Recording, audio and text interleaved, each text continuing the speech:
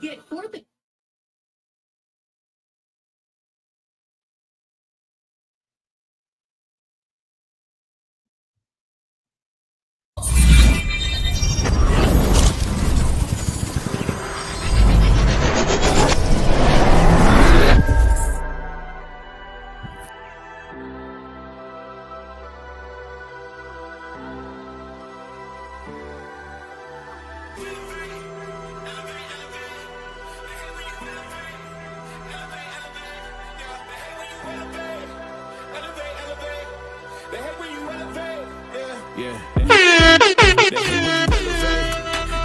Losses, I'm handing them out, yeah, I had to go delegate. It feel like I'm floating, I'm lost in the moment, I swear I could levitate. They never believed that I would really fly, I had to go demonstrate. I had to set them straight. They hate when you elevate, elevate, elevate. They hate when you elevate, elevate, elevate. Yeah, they hate when you elevate, elevate, elevate. They hate when you elevate, yeah. I had to elevate. I'm way too fly, yeah, I'm feeling myself. No chance I'm coming down, no. Got a soul view to myself, yeah. Why would I give it up? Why do they wanna come take my place? I work too hard for it, don't need a replacement. This my vocation, now I got rollies, all in rotation. Hop on a jet just to take a vacation. Remember the moments was trapped in the basement. Now the hard work is all taking me places. Squatting all black like we trapped in the matrix. Bet on myself and go ball out in Vegas. Living a life like I'm rich and I'm famous. Don't see the grind that I know that it came with it. I ain't make it this far for myself, yeah. I had to prove to everybody, yeah. I had to set them straight, yeah. I had to ball, so I had to renovate. I know they hate when you elevate. The second of losses, I'm handing them out, yeah. I had to go delegate. It feel like I'm floating, I'm lost in the moment. I swear I could levitate. They never believed that I would really fly. I had to go demonstrate. I had to set them straight. They hate when you elevate, elevate, elevate. They hate when you elevate, elevate, elevate. Yeah, they hate when you elevate, elevate, elevate. All right, Keith Tucker, we doubling up today. I had a lot of talk about today, and I didn't want to put it on one show. We did 5 hours earlier today, so let's clap it up for that. Earlier had a great panel, man. Great panel earlier today. We politics, we built on this boxing talk. Followed up on everything that happened over the weekend. We obviously talked about Alexander Usyk and Daniel Dubois. We talked about some of the results. We talked about Manny Pacquiao and Mario Barrios. We talked about Gary Russell Jr. making his return and showing out. We're going to talk a little bit more about Gary tonight, of course, as well. But mainly focusing on the fights we have coming up this weekend.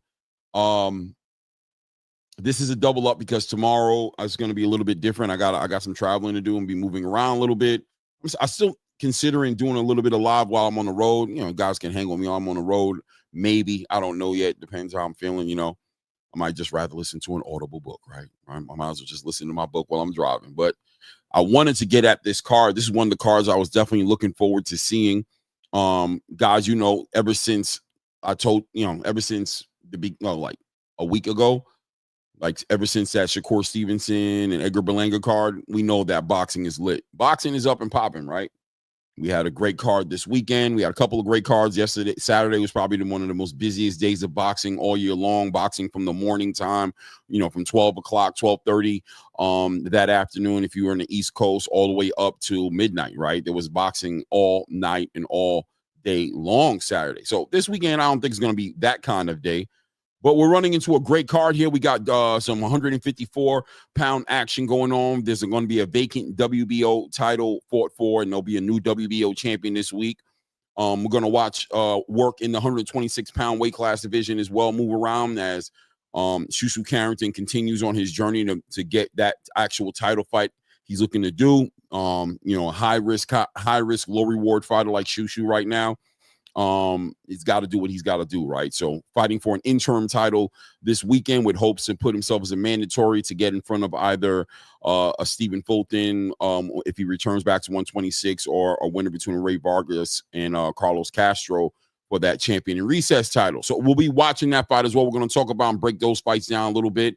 We got a great undercard on that as well, as we watch the prospect in Emiliano Fernando Vargas continues to etch his way up and build his name up in the junior welterweight division, putting the 140-pound weight class division on notice. We know 140 pounds, which we will talk about tonight, is gearing up to be a very interesting division. New champions in Hitchinson, great champions like Gary Antoine Russell there, lineal champion like Teofimo Lopez in the division, new crown WBC champion in Subriel Matias.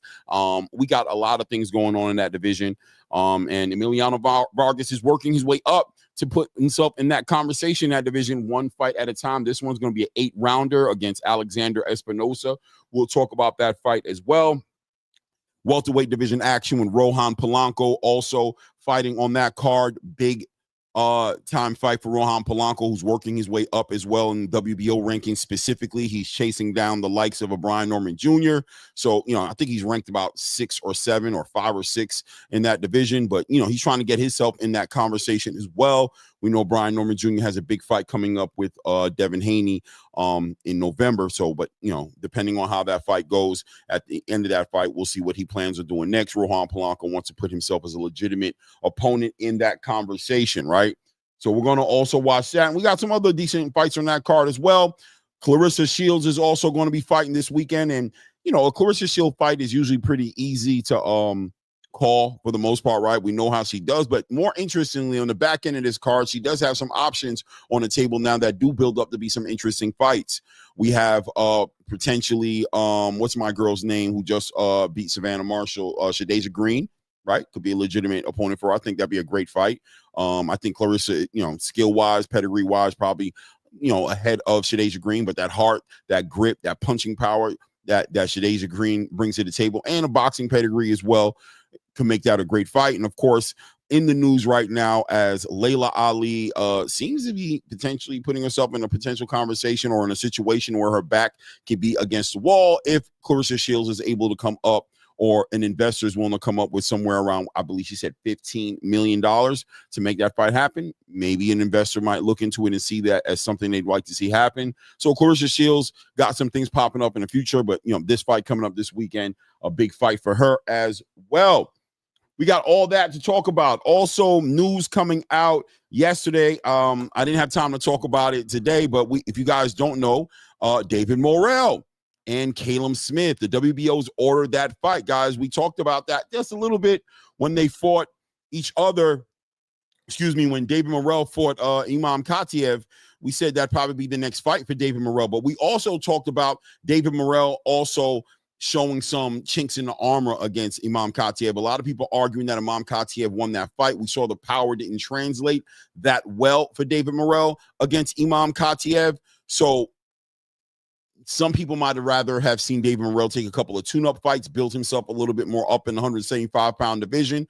But being where David Morrell is, he kind of has to do what he got to do, right? He won some sort of a WBO title in that fight. So, automatically he goes to the top of the list and he has to fight the biggest contenders in the division outside of David Benavidez, outside of Dmitry Bivol and Artur Beterbiev. I think there's an argument there to say that Caleb Smith is the 4th best light heavyweight in that division, counting Dmitry Bivol, Artur Beterbiev, David Benavidez, and probably Caleb Smith is right there. So on the back end of a victory here, if they're able to negotiate this and put this out together right now, being that it is being ordered by the WBO, David Morrell puts himself right back in the conversation, right, of fighting, right, a winner of David Benavidez and Anthony Yardy, or even, being right there to be in the conversation of winning a Dmitry Bivol and Artur Beterbiev. He'll be picking up a WBO interim title in that fight. So we're going to talk about that as well. Take a look at the actual order by the WBO, see how much time they have, see exactly what the terms and conditions are and how long they have before they got to make a decision.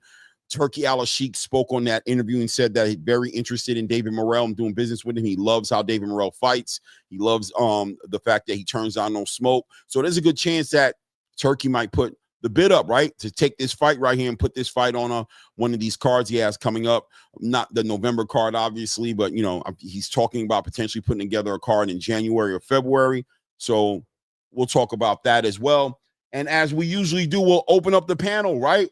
We're going to open up the panel for everybody to come and build on the topics on the table, right? We'll always do that as well. So let's shout out a couple people in the building right now. Thank you for popping up. 15 people in the building. Remember to hit that like button as you step through the door. And of course, if you haven't subscribe to the channel, don't waste any more time. Take the opportunity right now to go ahead and make sure you do that. Shout out to Eastside. Easy in the building says, work. You already know it, Eastside. Got a lot of boxing to talk about, and I didn't want to cram all that into one. We did 5 hours this morning and still didn't even get to talk about this part of the conversation, so you can imagine how long we would have been on if we would have tried to talk about all this stuff, right? Keith Tucker said, this is a double up day, 100%, man. We doubling up today, man, making sure we stay in front of this boxing news and not let it overwhelm us and drown us out, right? Mr. Big Play said, what's good, boxing family? What's good with you, Mr. Big Play? Right back at you. Literary Pharaoh in the building, man. Let me see. He says, you still think B. Norman fight and Haney fight will happen, Clay? 100%. I'm very confident that fight's actually going to happen. Listen, man, both these guys need this fight, man. Bill Haney, and Devin Haney, right? But I'll say Bill Haney. But Devin Haney needs a fight. And talking his way into this situation, as far as this conversation is gone, they'll never be able to live it down if this fight doesn't happen. And I just can't see the Normans backing out of this, because this is an opportunity they've been waiting on. You thought Jerron Boots Ennis was going to be an opportunity. I think this one right here is an even bigger opportunity, as Devin Haney is an even more decorated fighter than Jerron Boots Ennis.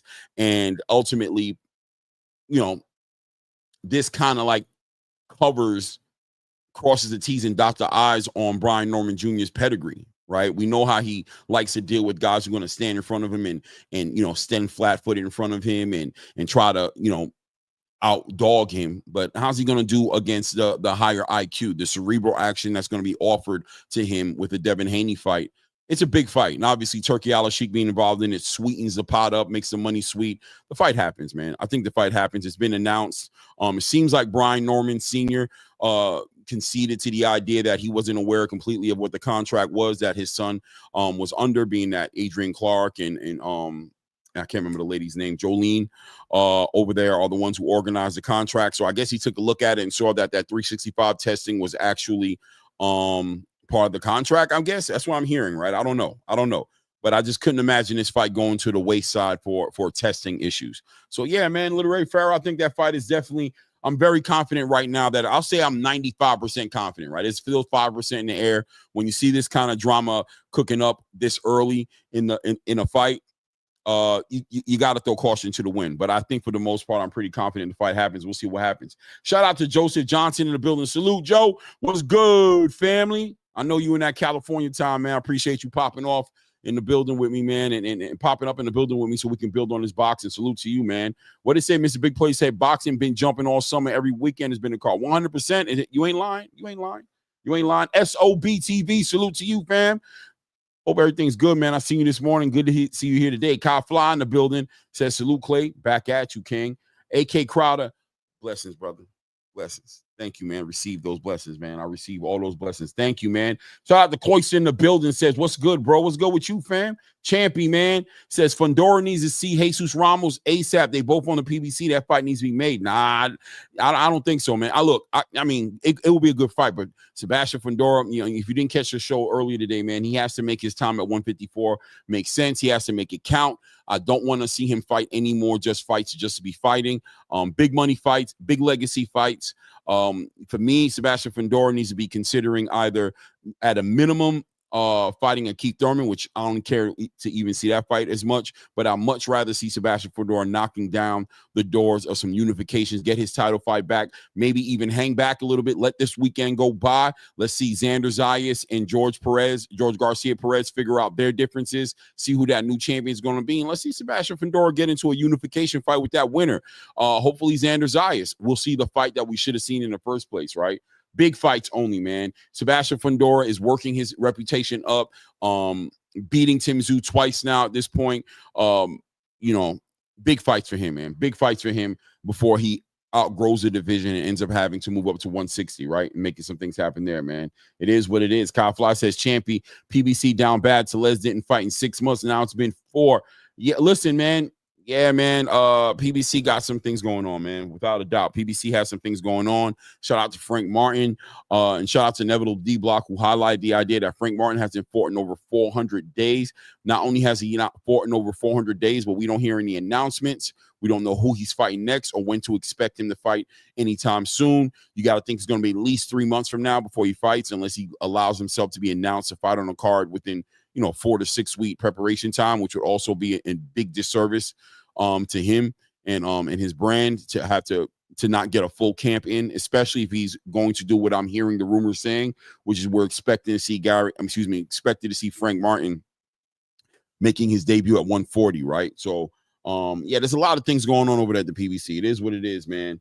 No doubt, Literary Farrah. Cloyster says, can't wait for months of failed negotiations for a big fight for Fundora just for him to end up fighting someone like Terrell Gausha. Yeah, man. Yeah, man. Listen, it is what it is, man, right? It is what it is. There's work that needs to be done clearly.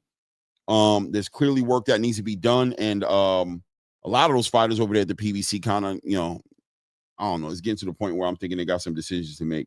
I think the PBC in general has decisions to make. Obviously, it's the elephant in the room. Whenever I bring it up, people think I hate the PBC, which I don't. But there's a lot of fighters over there who need that activity, who's not getting activity. And you're watching fighters literally digress in their pedigree. I mean, I'm this close to blaming inactivity to the downward trajectory of let's say Caleb Plant, right? Who looked rusty against a Trevor McCumbee, but was able to step up and stop Trevor McCumbee, but ultimately ended up taking a bad loss against Armando Resendez in his last fight. These guys need to be active, man. Activity is the key to success in this boxing game. You're as good as the last fighter you fought, or as bad as the last fighter you lost against, right? So these guys need to be active, man. The PBC needs to work towards doing that. You see David Benavidez making his way over to a Riyadh season card to get that activity and get that fight and that pay that he needs. There has to be an argument there to say that David Benavidez would only do that if he had to do it, as he's always expressed loyalty to the soil, loyal to the brand of the PBC. So him fighting over not only on a Ring Magazine card, but or Riyadh season card, but actually fighting in Saudi Arabia after he's communicated how he feels about fighting over there.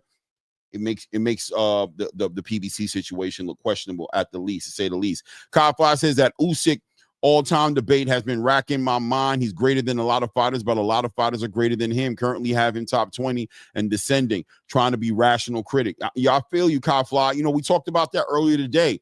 And the conversation was, what would he have to do, and what's the criteria for making or considering a fighter an all-time great? And I think the mistake a lot of us as fans are doing, and this is based off the great panel we had earlier today, but the big mistake being made in this conversation is that we're comparing him to other all-time greats, and we're saying, is he better than this great? Is he better than this? And is he better than that? I think before we can even get into putting him in a certain spot on the list of the all-time greats, first thing we need to be able to do is put him to agree or disagree as to whether or not he should be an all-time great at all. On his own accord, has he done the things in this era, in this generation of heavyweight boxers? Is he the best all-time? Is he the all-time great heavyweight of this era of champions? And I think, yes, if you ask me, I think he is a generational great right now. So that within itself, there's an argument to say puts him in the conversation of all-time greats. Now, where does he rank on the list of all-time greats? Is he top 10? Is he top 15? Is he top 20? Is he top 50? Where does he sit? That conversation can get a little bit more complicated, right? But we got to give him his respect. We got to give Alexander Usyk his respect. He's earned it. He's done everything he can inside of this era of boxing. He's fought the best fighters in the heavyweight division twice. Anthony Joshua twice.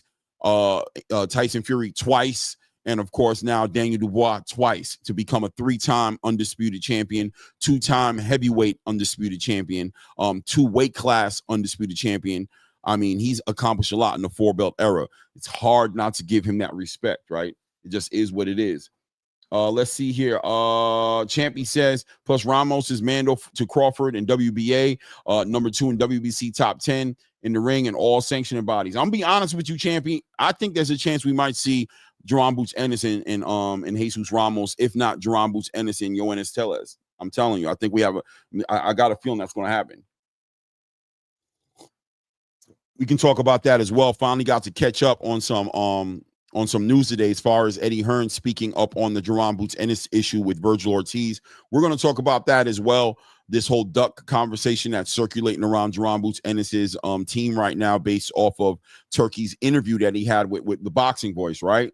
So we're going to talk about that, try to get some perspective here on what's going on, because I have a hard time believing Jerron Boots Ennis is ducking anybody, though, right? I'm it's just not comfortable with playing with those words. I think Jaron Boots Ennis is down to fight anybody.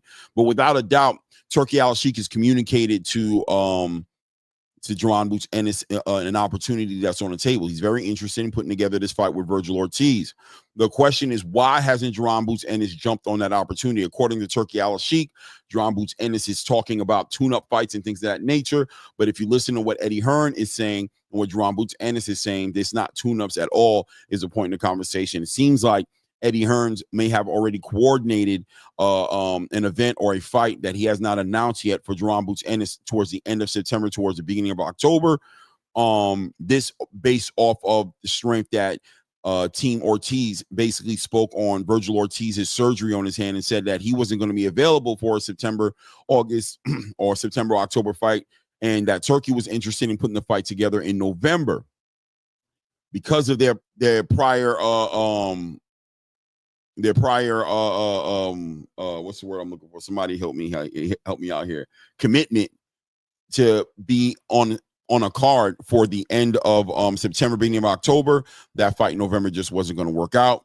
So, I mean, it gets deeper, I guess, than that, right? But, it's hard for me to believe that anybody's ducking anybody or that a lot of people are ducking each other. I think both those guys would fight each other ASAP if possible. But, I think unfortunate pre-scheduling issues have gotten in the way of that fight being where we as fans want it to be, which is active with a date on it, right? Mr. Big Play says, just keeping it real, boxing past PBC by these just keeping it real, boxing passing PBC by these guys fighting twice a year, now PBC fighting once a year isn't working anymore. It just really isn't. I agree, Mr. Big Play Bray, 100%. I agree that just not going to work no more. You know what I mean? That's not going to work for these fighters. I think, you're going to see a lot more issues until these guys figure that out. Also want to talk about Keith Thurman, as Keith Thurman is now becoming active, obviously becoming hungry, looking for a fight. I wonder if Keith got some mortgage payments to catch up on, or, if he's trying to upgrade his life. He hadn't fought in so many years. The last fight he fought was against Brock Jarvis. Can't imagine he got paid but so much money on that fight. He was betting on fighting Tszyu. And I guess I'm getting some new understanding as far as why Sebastian Fundora and Tszyu had to fight. So from my understanding, Tszyu activated a rematch clause. Last time I checked, when that fight was done between Sebastian Fundora and Tszyu, there was no rematch clause, right? The fight that Samson Leakowitz agreed to allow Tszyu to fight Sebastian Fundora was based off of a handshake. So I don't remember there actually being a documented contract that something there to be activated by Tszyu that would have somehow forced Sebastian Fundora to vacate that WBO title, let Xander Zayas and George Garcia Perez fight for a vacant title and force him into a fight with Tszyu. But that's what the news is, right? That Tszyu activated this rematch clause, and that's why this fight couldn't happen. Conveniently, of course, this is a total PBC fight, no limit, and Tszyu working with the PBC, and obviously Sebastian Fundora being one of their fighters. It worked out for the PBC, right? That's what it looks like. It worked out for the PBC that they didn't have to go outside and figure out how much money they were going to have to pay a fighter like Xander Zayas to potentially even take the belt away from their fighter in Sebastian Fundora, right? So it is what it is, the way it looks. Let's see here. Hoyser says Keith Thurman going to back down under real soon. The rumor is, as is that he is in negotiations to fight Liam Paro. Really? No. Where you hear that from? Going to come back down under real soon. The rumor here is, Hoyser, are you in Australia? The rumor here is that Australia? A rumor here in Australia is that he's in negotiation to fight Liam Paro. Nah, that don't even make no sense. We can't start. So how does that even make sense? Is Liam Paro going up to 147? Is Keith Thurman coming back down to 147? How is that fight? That fight makes no sense. I don't believe that. I don't think so. I'm from Australia, sorry for the typo. Okay, Cloyster, no doubt, man. Oh man, I don't know if that's what you're hearing out there, but that fight, that doesn't make sense to me. Liam Paro versus Keith Thurman doesn't make too much sense to me. To me, I think Keith Thurman's waiting on, I think the PBC is interested in making a fight between Sebastian Fundora and Keith Thurman. I'm going to keep it 100 with you. That's what I believe they're trying to do. I don't want to see that fight. I don't care about that fight, but it seems like that's the fight that they're trying to work on. That's what I'm hearing. that they're trying to put together. Worst case scenario of Keith Thurman probably going to be getting ready to fight. Looks like Keith Thurman is looking for a fight, right? And the people who he's speaking about is Jermell Charlo. He even mentioned Errol Spence. Obviously the winner between Sebastian Fundora, Tszyu, which happened to be Sebastian Fundora or Boots Ennis, right? I don't know though. We'll see. Liam Parr would be a crazy fight, bro. I don't even understand why he would do that. Tay-Bug says, I wish the PBC would have went to the zone. I think they had the best stable at one time.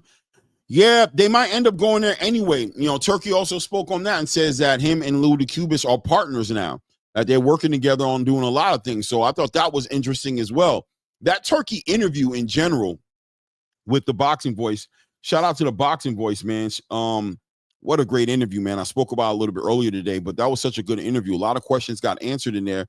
Turkey mentioned him and Lou DeCubis are now partners, right? He didn't say me and Oscar De La Hoya's partners. He didn't say me and Bob Arum are partners, right? He's working with these guys, clearly having Ring Magazine ambassadors that he's taken from their stable, made them specifically with his stable as far as Top Rank is concerned, but mentioned Lou DeCubis as a partner with him over there at in Riyadh Season or Ring Magazine. So, you know, there's a lot of things that's happening in the background. I don't think a lot of people are going to be happy about it. It is what it is.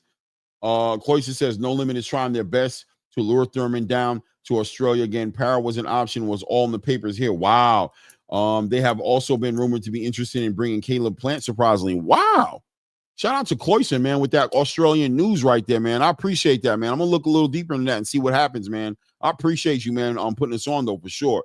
Mr. Big Play Bray says Keith versus Twin would be a great buildup. You talking about Jermell? I don't know if you're talking about Jermell Charlo. The money got to get right. Any kind of PBC fight, especially these big fights, you know, the Jamal Charlos, Keith Thurman versus any of these guys, these big fights are going to take money.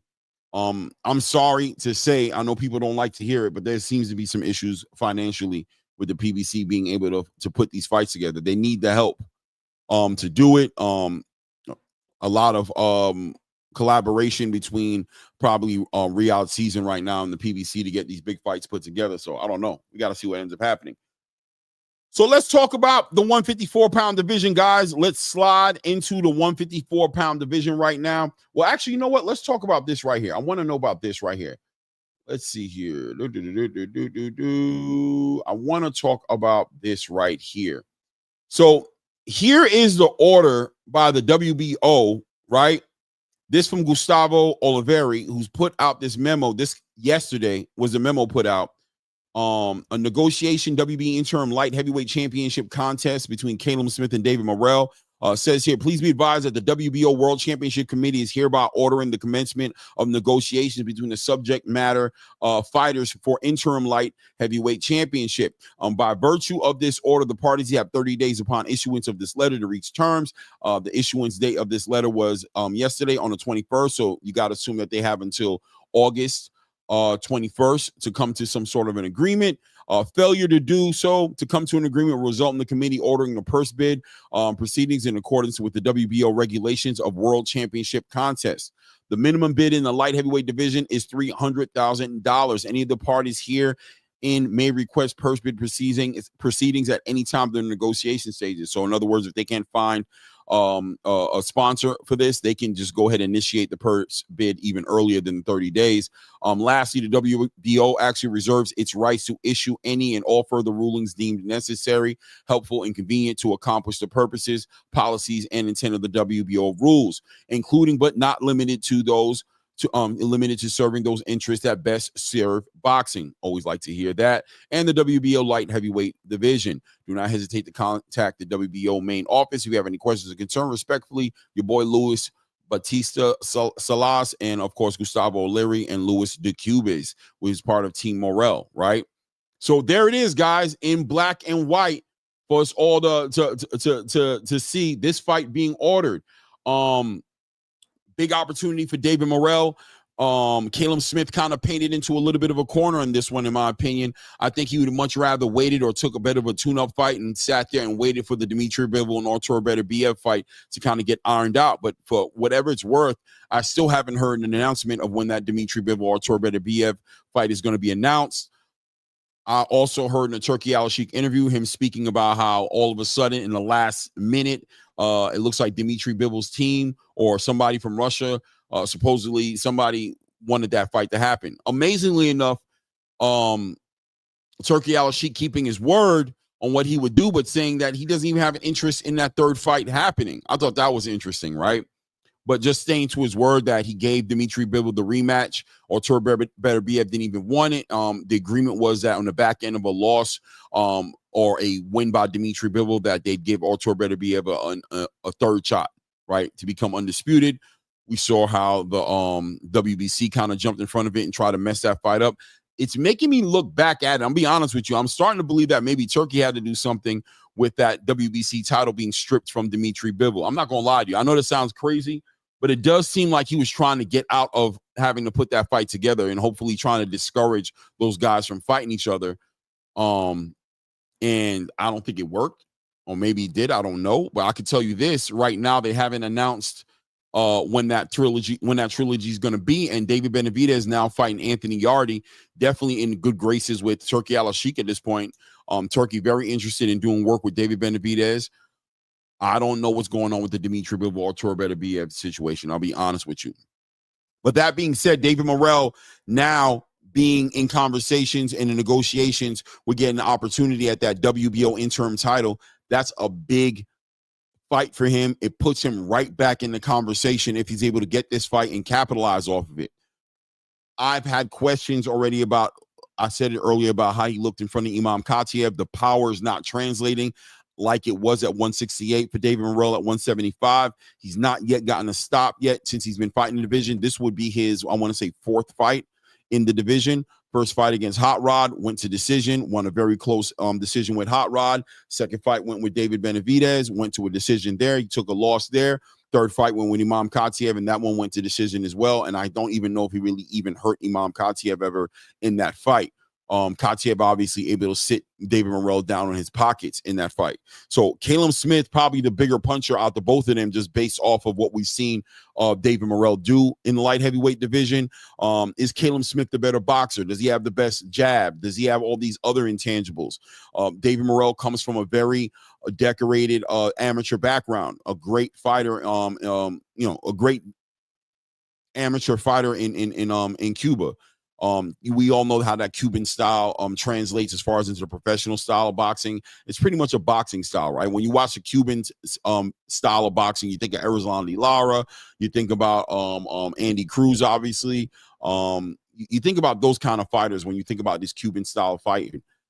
So he has it, but does David Morrell have the discipline in order to respect the power that's in front of him, in front of somebody like a Caleb Smith, box Caleb Smith, really make Caleb Smith have to deal with a cerebral fight and outbox him and possibly taking a decision or maybe walking him into something bad in that fight to stop Caleb Smith.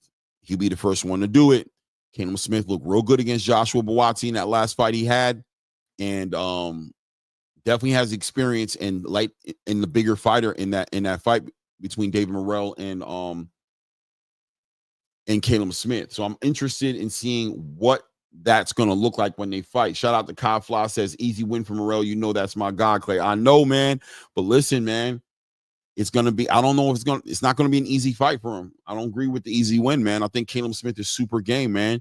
And I think David Morrell is going to have to really make some adjustments in the way he approaches it. And I think him and Ronnie Shields kind of got to get on the same page a little bit better, right? They're pretty good as far as respect for each other and everything, but is David Morrell accurate? Is he efficiently executing the game plan that Ronnie Shields comes up for him during the camps to get into these fights? He has somewhat of a reputation now of kind of going rogue in these rings.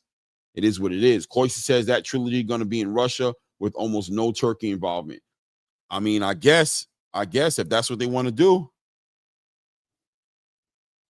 Turkey seems to be expecting them to come back on bended knees to make that fight happen when they find out that Russia really has no type of real interest in investing, but so much into making that fight come together.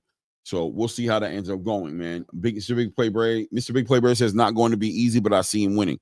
Yeah, I can see David Morrell winning this fight as well, but this fight is going to be an interesting fight, man. It's going to be a real challenge, and I think depending how he looks in this fight, if he dominates Caleb Smith, man, I'm going to want to see him and David Benavidez go at it one more time. I'm not going to lie.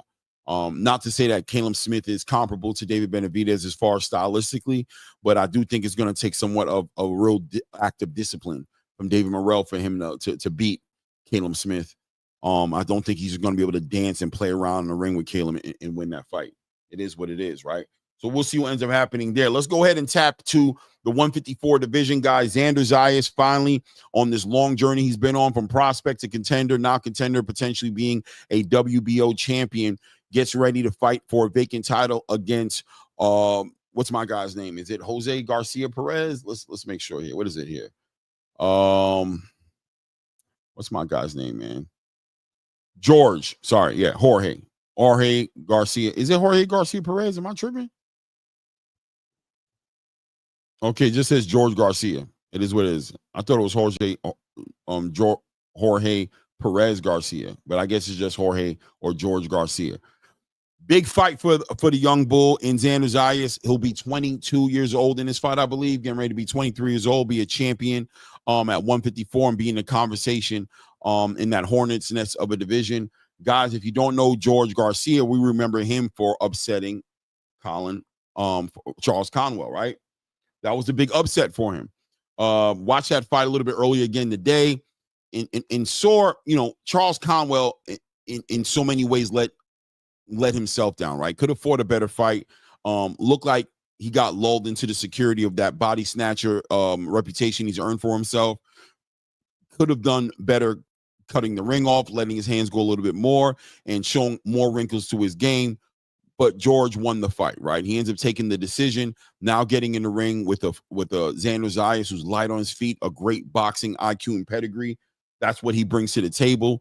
I see him handling this fight relatively easily. I know it sounds crazy, right? But I do. I just think stylistically, this guy, George Garcia, is just too flat-footed.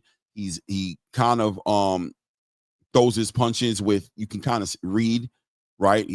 The punches that he's going to throw in this fight. Xander's very quick, great counterpuncher, great footwork, works those angles well, and he can generate some power as well when he wants to.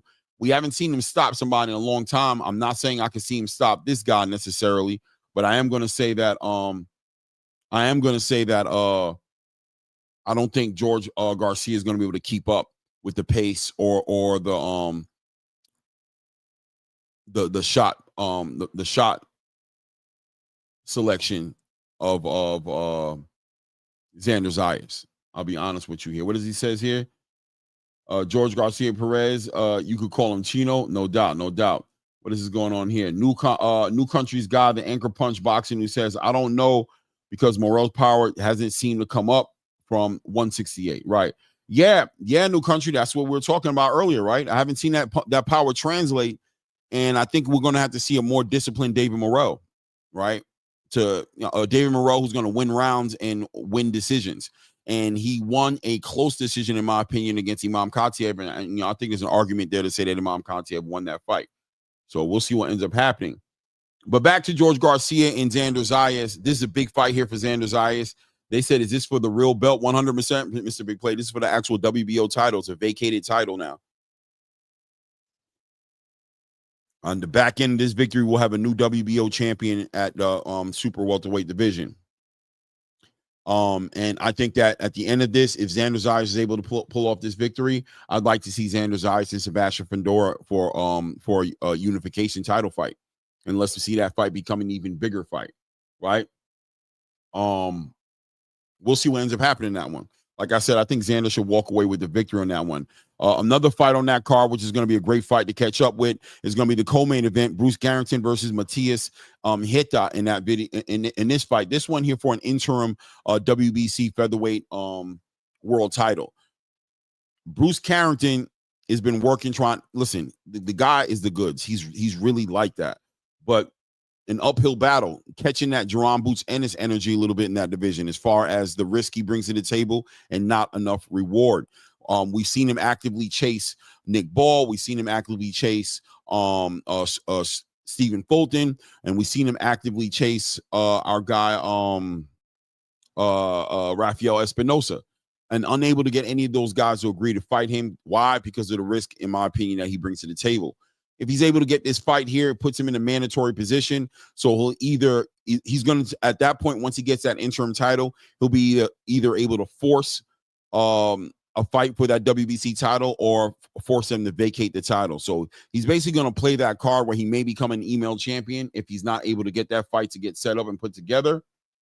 Hopefully a fight is what ends up happening and it doesn't have to get forced, but it is what it is, right? You got to do what you got to do in this division. This one is a big step for Bruce Carrington. See how he's able to handle that. I think we have a fighter who's elevated a lot since that big fight he had with Sagawa. This fight right here exposed him a little bit. He got a little excited and happy, stopping people, and got caught up in the hype a little bit. And that fight was way more competitive than he wanted it to be. But it might have been a blessing in disguise, right? It might have been a blessing in disguise because at the end of the day, it forced him to kind of revisit those fundamentally defensively responsible days that he comes from that amateur background. And we've seen a resurgence, I believe, in Shu Shu Carrington. I think that's going to play a big part in this fight. And on the back end of a victory, we're going to see so many opportunities come up from it. It's going to be crazy. Shout out to Ray Davis in the building. It says, email champs diabolical. Yeah, man. It seems like, listen, these fighters that want to make these fights happen, they got to take these belts by any means necessary. If you're not going to fight me, then we're going to force it through a mandatory. And if you can't fight me through the mandatory, then, we're going to have to go ahead and force you to be vacated, right? To vacate that belt, drop it. It is what it is. Shu Shu's got to take it however he chooses, however he can get it at this point, because his time at 126 is limited, in my opinion. I don't think he hangs there too much longer. You know what I mean? Maybe one or two more title fights. He says he has aspirations of being the first featherweight undisputed champion in the full belt era. It's going to take a lot of cooperation to put that together and make that come together for him. If it doesn't happen, then, there's great opportunities at 130. But this one right here is a big step in the right direction for him here. Salute to Coach Eddie in the building here. The Cardena, salute to you too as well, man, in the building. Salute. Coach Eddie, ATL says Fundora dropped the belt.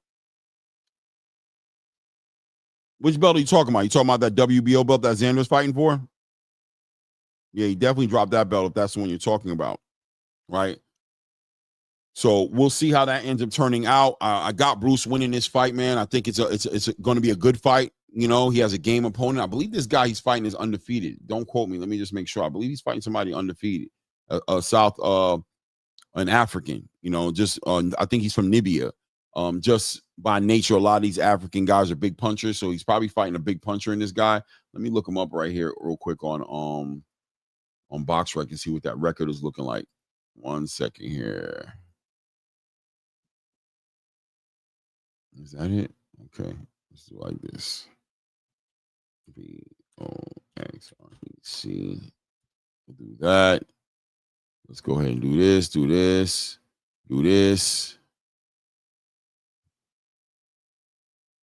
What am I missing here? Oh, almost knocked that over, man. All right, from Libya here. Yeah, an undefeated fighter, 14 wins, 9 knockouts. Hasn't had a knockout in 2 fights. Really not too familiar with this guy. Don't see anybody really relevant that I'm familiar with on his record. But this fight right here with Bruce Carrington is going to be a big fight for him for that interim title right there. I say he's probably a puncher, right? This will also be Bruce Carrington's first 12-round fight as well. This guy's a little bit more used to fighting 12-round fights. How old is he? 27 years old? Yeah, man, this is going to be a great opponent for Shu Shu, man. This is going to be a great opponent for Shu Shu. Kai Fly says, yeah, I like Shu Shu, very poised young boxer. Would love to see him as a champion. EMILIANO on the card too. He not too far away from a belt. Let's see where Top Rank goes with their broadcasting deal. Yeah, 100% Kai Fly. I'm very interested in seeing what this new broadcasting deal is going to look like for them. I'm hearing rumors of obviously DAZN. I'm hearing rumors that they're going to be on multiple platforms at the same time. So you might see them on Amazon a little bit. And I'm even hearing network deals with potentially HBO and things of that nature again. So we got to kind of see where that ends up going. But one of the biggest things that they got going for them is this partnership they're doing with Riyadh season right now with Turki Al-Sheikh. That gives them a lot of, elbow room to kind of figure out what the big move is going to be. Their big fighters are covered pretty well with Turkey. You see Abdullah Mason over there as an ambassador. You see what's my guy's name? Keyshawn Davis is an ambassador. Shu Shu Carrington is an ambassador, and you see the work they're continuing to look to do with these other fighters.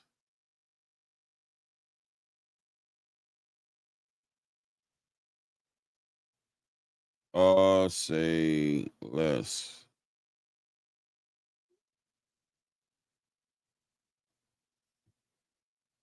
I just got a message I had to answer right there.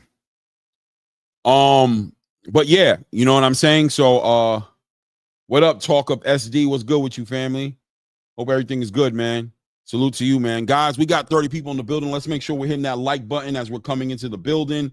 And of course, if you haven't subscribed to the channel, take an opportunity to go ahead and do that as well. Right? 1 second here. So yeah, big fight for Shu Shu Carrington, man. I want to see him be a champion. You know, it's funny. It seems like we're entering a new era, not only in boxing as far as what we see Turki Al-Sheikh doing, but we're also seeing a new pedigree of champion, right? Cut from a different cloth. When you look at the champions of yesterday, and you look at the champions today, you're looking at a new era. We're about to see Abdullah Mason potentially step into him becoming a WBO champion. And what a poised, well-spoken, media-trained, honorable role model almost of Abdullah Mason and that he represents. Then you look at Shu Shu Carrington looking to get into the conversation as well. Love the way he carries himself. He did an interview with Ariel Helwani earlier today, and I mean, just educated, articulate, all about legacy, all about making the biggest fights, all about making history, all about giving the fans the best fights. You got to love that type of energy. Obviously, Alexander Usyk, sorry, another professional at heart, honorable champion.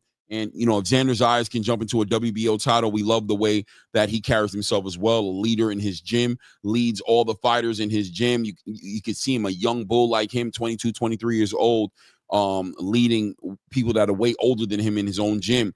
This is the future of boxing. Boxing is starting to enter into a very integrity-driven type of respectable sport. I think at this pace, watching boxing move the way it is, you can start seeing sponsors getting involved again. You can start seeing fighters getting Reebok deals, Nike deals, different situations where they can get sponsorships from outside of just, boxing exclusively. And you can see a lot of brands start attaching themselves to this movement in boxing right now, right?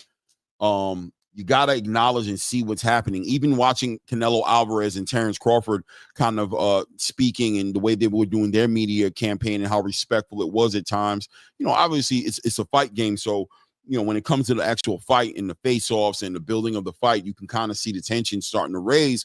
But ultimately, everything based off of a certain amount of respect for each other. I love that direction that boxing is going into right now, right? It is what it is. Let's see here. Kyle Fly said, wait, hold on 1 second here. Oh, man. Claymore, so what do you think Timmy should do at this point? We talked about that earlier, man. Listen, man. Tszyu an example, man. Hate to see him go through what he's going through right now, man. I just really believe that experience he had with Sebastian Fundora that first time around, it really just derailed him, man. He's just not who he used to be. A way more punchier guy, way more timid, trying to fight through the psychology of what he went through with Sebastian Fundora, but just not getting it done, right? Walking in the shots, in my opinion, being a little too much of a warrior. He gets in the ring with Bakram, gets stopped, just going at Bakram, leaving himself open to getting, just hit with the most straight, hardest shots by the biggest punchers in the division at this point. You seen him look decent against Joey Spencer, but that was a little guy that got pulled up from 147 to come up to 154, right? So, and even at 147 wasn't that big of a 147 pounder, but definitely not a big 154 pounder. He was able to stop Joey Spencer, but did it prepare him? Jumping inside the ring with a big old Sebastian Fundora, it seemed like another bad decision. I think personally, hindsight says he probably should have let Sebastian Fundora go ahead and fight Xander Zayas, right? And then played his odds with at that point with getting another fight to getting himself where he needs to be, or getting the winner of that fight, or even fighting Keith Thurman. That seemed like the fight that would have made more sense for him. So where do I see him? He needs to take some time, man. He needs to take some time, and he needs to make a decision as far as how seriously he's going to take boxing, what he believes boxing has for him, and what he has left in him for boxing. And at that point, also, he needs to take at least 2 to 3 more fights that will build him up. Earlier, my co-host Ray Davis was mentioning that maybe he should go up to 160. Shout out to Shelton, one of the gentlemen who was watching the show earlier, who made a good point. He's getting knocked out and stopped by people at 140, at 154. What's going to happen to him at 160? You know what I mean? So he's really at a crossroads right now. He has to make a decision if he's ready to reinvent himself in the boxing space, build himself back up, take the fights that are not going to pay as much, but allow him to get his confidence back and allow him to get his sea legs back about him and really test himself to see where he wants to be at, or he might consider retiring, in my opinion. And as crazy as that might sound, the man gets hit. He's very punchy. The legs just aren't there, right? So it is what it is. I don't know, man. Very sad, man. This guy, 2024, going into the beginning of 2024, this guy was the marquee 154 fighter. He was the fighter at 154, going into that year, we wanted to see him against Jermell Charlo. He was negotiating to fight Terrence Crawford. He was chasing unifications and things of that nature. And due to some unforeseeable and miscalculated chess moves that look like checker moves with hindsight, he ended up in the ring with a towering inferno with less than a week of preparation time to get ready for Sebastian Fundora. And it just went bad for him. We saw what happened. And he arguably almost beat him pretty much, right? But still, the decision didn't go his way. He didn't get the head nod, and ultimately ended up with a bad cut on his head. And you know how the story goes, right? The PTSD, him fighting against Bakram, and then here he goes full circle, bringing it back to an opportunity to fight Sebastian again, and ends up getting stopped. Ends up quitting in the corner on a stool. It says a lot. It says a lot, man. Coach Eddie says, I think Xander will give Fundora fits. Yeah, I think Xander is a great boxer, and I just think he won't be there for Fundora to do what Fundora likes to do.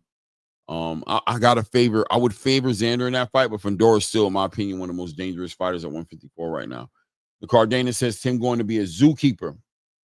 They're going to call him Tim Zoo Man. Mr. Big Play said Tim needs to have a conversation about his long-term health, because taking hits like that will affect him in the long run. Yeah, no doubt. Yeah, as far as Tim Zoo is considered, I don't know, man. That being said, Keith Thurman now trying to make himself felt in the space, wanting all the biggest fights. We got to see what ends up happening, because rumor is Keith Thurman is supposed to get the winner of that fight, which would be against Sebastian Fundora. How excited is Keith Thurman to get in the ring with a Sebastian Fundora at 154? That could get pretty ugly. Who's really trying to fight Sebastian Fundora? Who's really trying to? I can see Xander, because Xander's sitting about 6'1". I think he's like 6 foot, 6'1".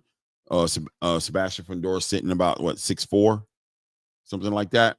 So that fight can be made, and it's decent, but once again, those tall fighters make it real weird.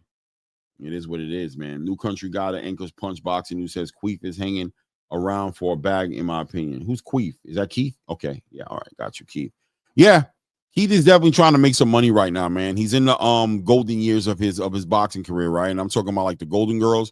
He's a older fighter trying to make it happen. Oh, 5'10" they got him at? Oh, wow. Kai Fly's at 5'10". Damn, not Kai Fly, Xander at 5'10". I thought he was like 6 foot. It is what it is, right? Cardena says, one time getting too old to be messing with Fundora. One time getting too old to be messing around, period. But if he's here, we know he's here for the money.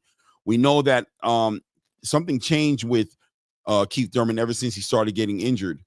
Looked like he changed his whole entire view on how he was going to approach boxing. Y'all remember when Keith Thurman was that guy at 147, right? The unified champion, chasing to be undisputed, lost his belts because of surgeries he had to have to his elbow and things of that nature, had to vacate these titles. and we watch Errol Spence come by and snatch up a bunch of these titles. We watch Danny Garcia snatch a title, vacant titles.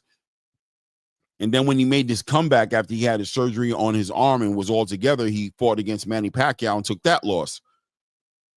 It seems like Keith Thurman changed, in my opinion. Seems like the injuries, he's very injury prone nowadays, and he takes that into consideration with his career. He wants the biggest paydays. But is Keith Thurman outpricing himself?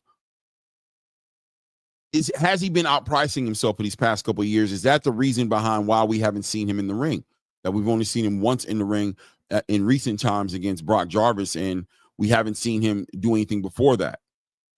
The PBC doesn't seem to have the budget to get behind what Keith Thurman thinks he deserves, and we don't see Keith Thurman going across the street to make the biggest fights possible and doing the politics, dealing with the politics that come with that. So Keith Thurman right now, how dependable is he to put a fight together with? If you're not going to get him the money he wants, and if he's injury prone, what sense does it make to plan a fight with Keith Thurman 3-4 months down the line? You're taking a gamble, right? To put him in for a big title shot or something, knowing that he could just not make it to the fight because of his health. Yeah, man. Keith was a real contender at one time. He was more than a contender. He was a champion. He was the guy at 147, right? I don't know, man. And they listed Fundora at 6'6". Jesus, I was wrong, huh? Kai Fly Thurman denied the fight with Boots, said Mill from YSM. Okay, I believe that. I believe that for sure. Mr. Big Play says, I think Jamal might give Fundora a run for his money. Jamel? You talking about Jamel or Jamal?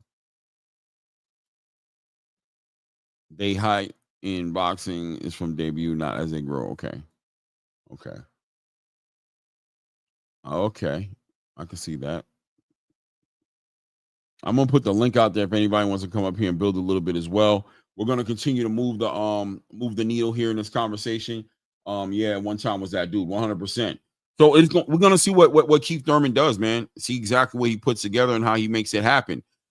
I want to go into the heavyweight division a little bit. Let's catch up to speed there. Now that we see what Alexander Usyk's done with Daniel Dubois, naturally next in line, people are talking about Joseph Parker. But guys, remember I spoke to you guys earlier about the fact that I wouldn't expect Alexander Usyk to jump back in the ring until any earlier than about seven months, right? So I said 6 to 9 months, no earlier than about 7 months from now, which puts him into 2026. The question I asked earlier was, what does Joseph Parker do? Does he wait on the sideline and wait on Alexander Usyk to fight him in, March, April, or does he do something to stay busy? And who does he stay busy again? Well, rumor has it that Ajit Caballero is pushing the envelope and wants to put that fight together. He tried to make a fight with Derek Chisora. The boxing space threw shots at him and doesn't want nothing to do with that fight. If he fights Ajit Caballero, this is going to be a very difficult fight for Joe Parker. He could very well lose this fight. This fight is a 50-50 fight on a minimum, if not leaning in one direction, one way or the other, right? Shout out to Country in the building. What's good, Country? What's up, man? How you doing? Man, we chilling, man. We're trying to make it, trying to be like you, man. Shout out to Coach Eddie. How you doing, Coach? Hey, what's good, brother? Everything good? No doubt, man. Yeah, building on this card coming up this weekend. Also building a little bit just right now on this Ajit Caballero Joseph Parker potential fight that might be in negotiations right now. I don't know if you guys heard the news. That's an interesting fight, man. But the only thing is, can he take the body shots from Caballero, man? Because nobody's been able to do that so far. Mm-hmm. I think that's a dangerous fight for somebody who's worked his way up into becoming a mandatory. Does he want to risk it and get inside the ring with an Ajit Caballero? Yeah, high risk, low reward, right? I know Ajit Caballero wants to fight no matter what. He's like, yeah, please give me that fight because he's looking to get in the conversation. But as far as Joseph Parker's concerned, I don't know, man. He's an old 33. I don't think he's a young 33. You know what I mean? Parker might have enough power to keep him honest, though. Oh yeah, 100%. I mean, we've seen Zele Zhang hurt Caballero, right? Right. Put him on his pockets, but we also seen Caballero recover from that and end up coming back and stopping Zele Zhang. So I could see Joseph Parker hitting him with something solid, but Caballero seems, like you said, that body campaign, it seems to be undefeated to him. Coach Eddie, what do you think about that fight between Caballel and Joseph Parker? If that's the fight that Joseph Parker decides to do. Man, from Joseph Parker, man, I'm gonna try to stay away from that guy, man. He might mess my money up. You know what I'm saying? I mean, hey, you can't beat everybody. You know what I'm saying? Yo, listen, man. Sometimes you gotta learn when to fold them, man. Like, hey, hold up, man. I'll give you a title shot if I beat Usyk, but right now, I don't know. Yeah, you talking about rolling? I mean, you talking about a 50 million? That's like be a 40 or $50 million dice roll, man. I mean, the way Turkey's paying, you know what I'm saying? Gambler? You gotta know when to hold. Learn when to fold. Listen, learn when to walk away. Nothing wrong, man. Ain't nothing wrong with using your talent. We ain't gonna hold it against him, right? Ain't nobody gonna see him be like, yeah, you ain't fighting G Caballel. No, we get it. If you don't fight him, we get it. We get it. You know. Sorry, Coach Judy, I didn't mean to cut you off, man. Oh no, you good. I mean, even with Usyk though, I mean, Usyk, man, he's getting expensive. You know what I'm saying? If I'm Turkey, I'd be like, yo, man, I like you and everything, dude, but God, you know, you got to give me a discount on this next one, man. Yeah, you know what I'm saying? Generational wealth I'm giving you, brother. I'm taking care of your grandkids, bro. At this point. I mean, I can't afford to give you a $100 million every time out. You know what I mean? You got to cut me a break. You know what I mean? Because Usyk look like he want to hang around. As long as Turkey's cutting them checks, Usyk like, I ain't going nowhere no time soon. So that's what he look like. He ain't getting a payday. He's getting generational wealth. Oh yeah, bro. Oh yeah. You know, old school man. Usyk is spending money. He's spending 2023 money right now. 2022 money. He ain't even touched the 24, 25 money yet at all. You know what, Clay? That kind of is weird to me. I think, why would he set such a precedent? I mean, $100 million. I mean, that's crazy, man. You know what I'm saying? And then you like the scale is like all over the place. You got one guy making $100 million, and you got another guy that makes like $5. You like Shakur or something like that. That's crazy. You know what I'm saying? It's because he believes in that heavyweight division. He believes in the old idea that where the heavyweight division goes, so does boxing. So he wants to build that division up so bad. He just believes that, you know, he thinks it's worth it for them. You know what I mean? They think it's worth it. It's not crazier than Canelo asking for $200 million for Benavidez. No, it's not. But I'll tell you this: it makes that price point look realistic. It makes it look a little realistic now, more realistic now. He's paying those type of purses. I mean, the precedent is. I mean, you setting a crazy precedent. Like Usyk over $200 million in the last 2 fights. I mean, even Daniel Dubois. I mean, $71 million for Daniel Dubois. I mean, no wonder he was, you know, smiling. You know, he all smiles like, man, I ain't getting up off this floor. It's over with. He might go do his Buster. He might go do his Buster Douglas, man. Buy him, you know, a F-350. That man stood up on the 10 count, stood up and just walked directly to his corner, walked past the ref, excuse me, and walked to his corner. It was so like, yeah, I'm out of here. It wasn't like, you know what I mean? He got up, stood up on the 10 count and walked past the ref and walked past Alexander Usyk and made his way to the corner and was like, we out of here. We going home. Tell everybody, pack it up. We good. That was kind of crazy, man. What do you guys think about Daniel Dubois' corner and the rumors that have been circulating that Daniel Dubois was having a party the night before the fight, that his father threw him a party with like 70 plus people, you know what I mean? And that, you know, just basically a distracted Daniel Dubois is what they're trying to paint the picture to be going into this fight against Alexander Usyk. What do you think about that? Well I heard definitely. Oh, go ahead. I heard they did the same thing for the AJ fight. You know, that's what I heard the context. You know, they did the same thing for the AJ fight. So I guess they figure if it ain't broke, don't fix it. You know what I mean? I don't know if it was so that Don Charles said it wasn't so much of a party. It was kind of like a gathering, or he called it a gathering. But either way, it's like they said they did it for the AJ fight. So I guess they just wanted to try it again. Maybe they were just feeling really good about this fight, man. You know what I mean? And I was dead wrong. I thought Dubois was gonna pull it off, to be honest, man. But when I came out and seen the first round, he's sitting there trying to box with this guy. I was like, oh man, it's over with. Why in the world are you trying to box it? Why are you boxing with him? It's crazy. If you look at it though, he didn't really make any adjustments. He just came back at him more aggressive than the first fight. And because he did that, he got knocked out quicker. You know, he didn't stay with him and he didn't really punch with him. He tried to go for the knockout and and he got jacked up quicker. I mean, it was evident, and there was definitely something going on because he shoved his trainer. That's not good. That's an indicator that something they got problems somewhere. And then the party thing. I mean, oh my God, why would anybody do that the night before a huge fight? I mean, that's just, it makes zero sense. So yeah, no, something's going on. I don't know what, but something was going on. Yeah, I agree with you. I think something kind of weird going over there. And also, I think Alexander Usyk kind of caught him a little off guard with the aggression. Like, Usyk started early. Normally Usyk will process him down a little bit. It's like Usyk kind of took off from the last fight and just jumped right into Daniel Dubois' Kool-Aid very early in his fight. Some stiff jabs that were finding Daniel Dubois. And I think he kind of, messed with his head a little bit. Well, did you guys see the video of what Tony Bellew was saying? Because he was like questioning about him, and like another boxer were questioning Daniel Dubois, like, who are you fighting for? Why are you boxing? Like, because they don't think that he's really fighting for himself. They're like, who are you trying to impress? And I don't know. It kind of makes a little sense that maybe he's not fighting for himself. I don't know. What do you guys think? 71 million reasons, bro. You ain't lying. 71 million reasons. And that party was at his daddy's house, not at Daniel Dubois' house. Just want to be clear.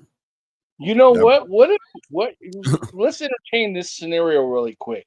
What if he really didn't want to fight the second fight, but his dad had him do it, and his dad threw the party because he did, and they were going to get the 71 million? Well, I mean, and he got mad, walked out of there. I think that's the whole point, right? That clearly his father plays a big role in his life, and Daniel Dubois really looks to get his father's validation. You know what I mean? To get that from him. You can tell even during the fight, Daniel Dubois was looking towards the father for a lot of his advice during the fight.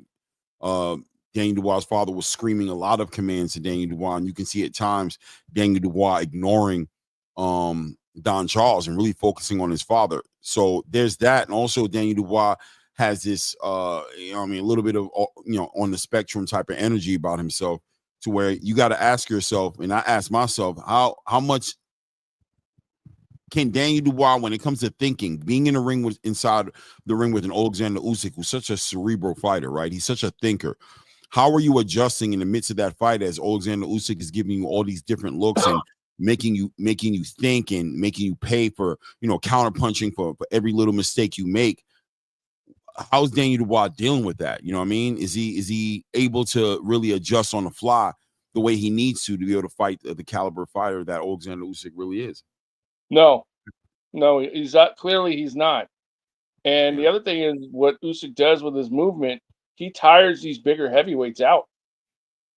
Yeah, that athleticism. And I thought that Daniel would be able to come with that athleticism, man. I really thought he could do it, man. I thought he could cut the ring off a lot more efficient. And I thought he would attack that body a little bit, commit to the body a little bit more early in the fight, just to take the, going into that fight, him being the puncher versus Usyk, which is something I don't think Usyk respected. I think Usyk felt like he was the puncher. But if Daniel Dubois really felt like the puncher, then you had to assume that Alexander Usyk was going to be on his bicycle and that he was going to be using his legs and moving around the ring. You would have thought he would attack that body a little earlier, committed to like taking away from Usyk's ability to use that lateral movement the way he was using it, making it a little bit easier for him to land those power shots. But he didn't, man. He tried to box with Alexander Usyk, which just didn't make any sense, that he tried to even compete in that type of space with somebody like Alexander Usyk, right? Yeah, I think today a lot of these heavyweights, what's missing is the short game. And the only guy that really exhibiting the short game is Agit Cabial. Like, I couldn't understand for the life of me. He was letting Usyk slide out to his right, which is basically in the path of the left hook. I said, Daniel, just take a step over and squat, man, and throw a double left hook to the body, a la Holyfield. You bang the body, you come back up to the head, and you stay there and you work. And that's missing. A lot of these guys cannot fight on the inside. No, the inside game is absent. And very that's why Usyk is beating the crap out of these guys, man, because the inside game is absent. If Usyk hits you on the end of his punches, that's where his power is. It's on the end of it. It's not the short game. It's the end of his punches. Mm-hmm. The opening that he left too for Usyk, you could have drove a semi through that opening, man. And when he got hit with that punch, I mean, he did on the jaw. He did not see that punch until it hit him, and it was too late. I mean, but he left his. If you look at his guard, he was wide open. It was. I mean, that was so wide open. It was like, man, what are you doing? You know. So I mean, him getting clocked like that and getting KO'd, I'm not surprised. Like I say, you can't fight on the inside. You know, you can fight like if you could lock. My old coach used to call it locking a guy in. When you lock a guy in, you stay close to him. You keep your head in his chest, and when he you step with him. You stay close to him, and that's what you got to do. I mean, Derek Chisora seems like the only guy that's been able to do it. Everybody else, for some reason, just like to stand out there on the end of those guys' shot. And I call the jab. I call it the magic wand. You know, he just setting up magic tricks with that thing all the time, and just rocking you to sleep.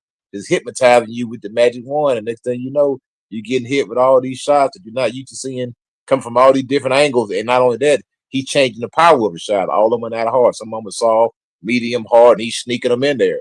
And you don't know what to expect. And he's got you jumping all over the place. And you try to match with this guy. Well, you just got to really just almost be like a workman type of like I think Agate Cabial gives him problems because he knows how to really fight on the inside. He knows how to lock guys in and make them fight on the inside and stay close to you. And he got a really good short game.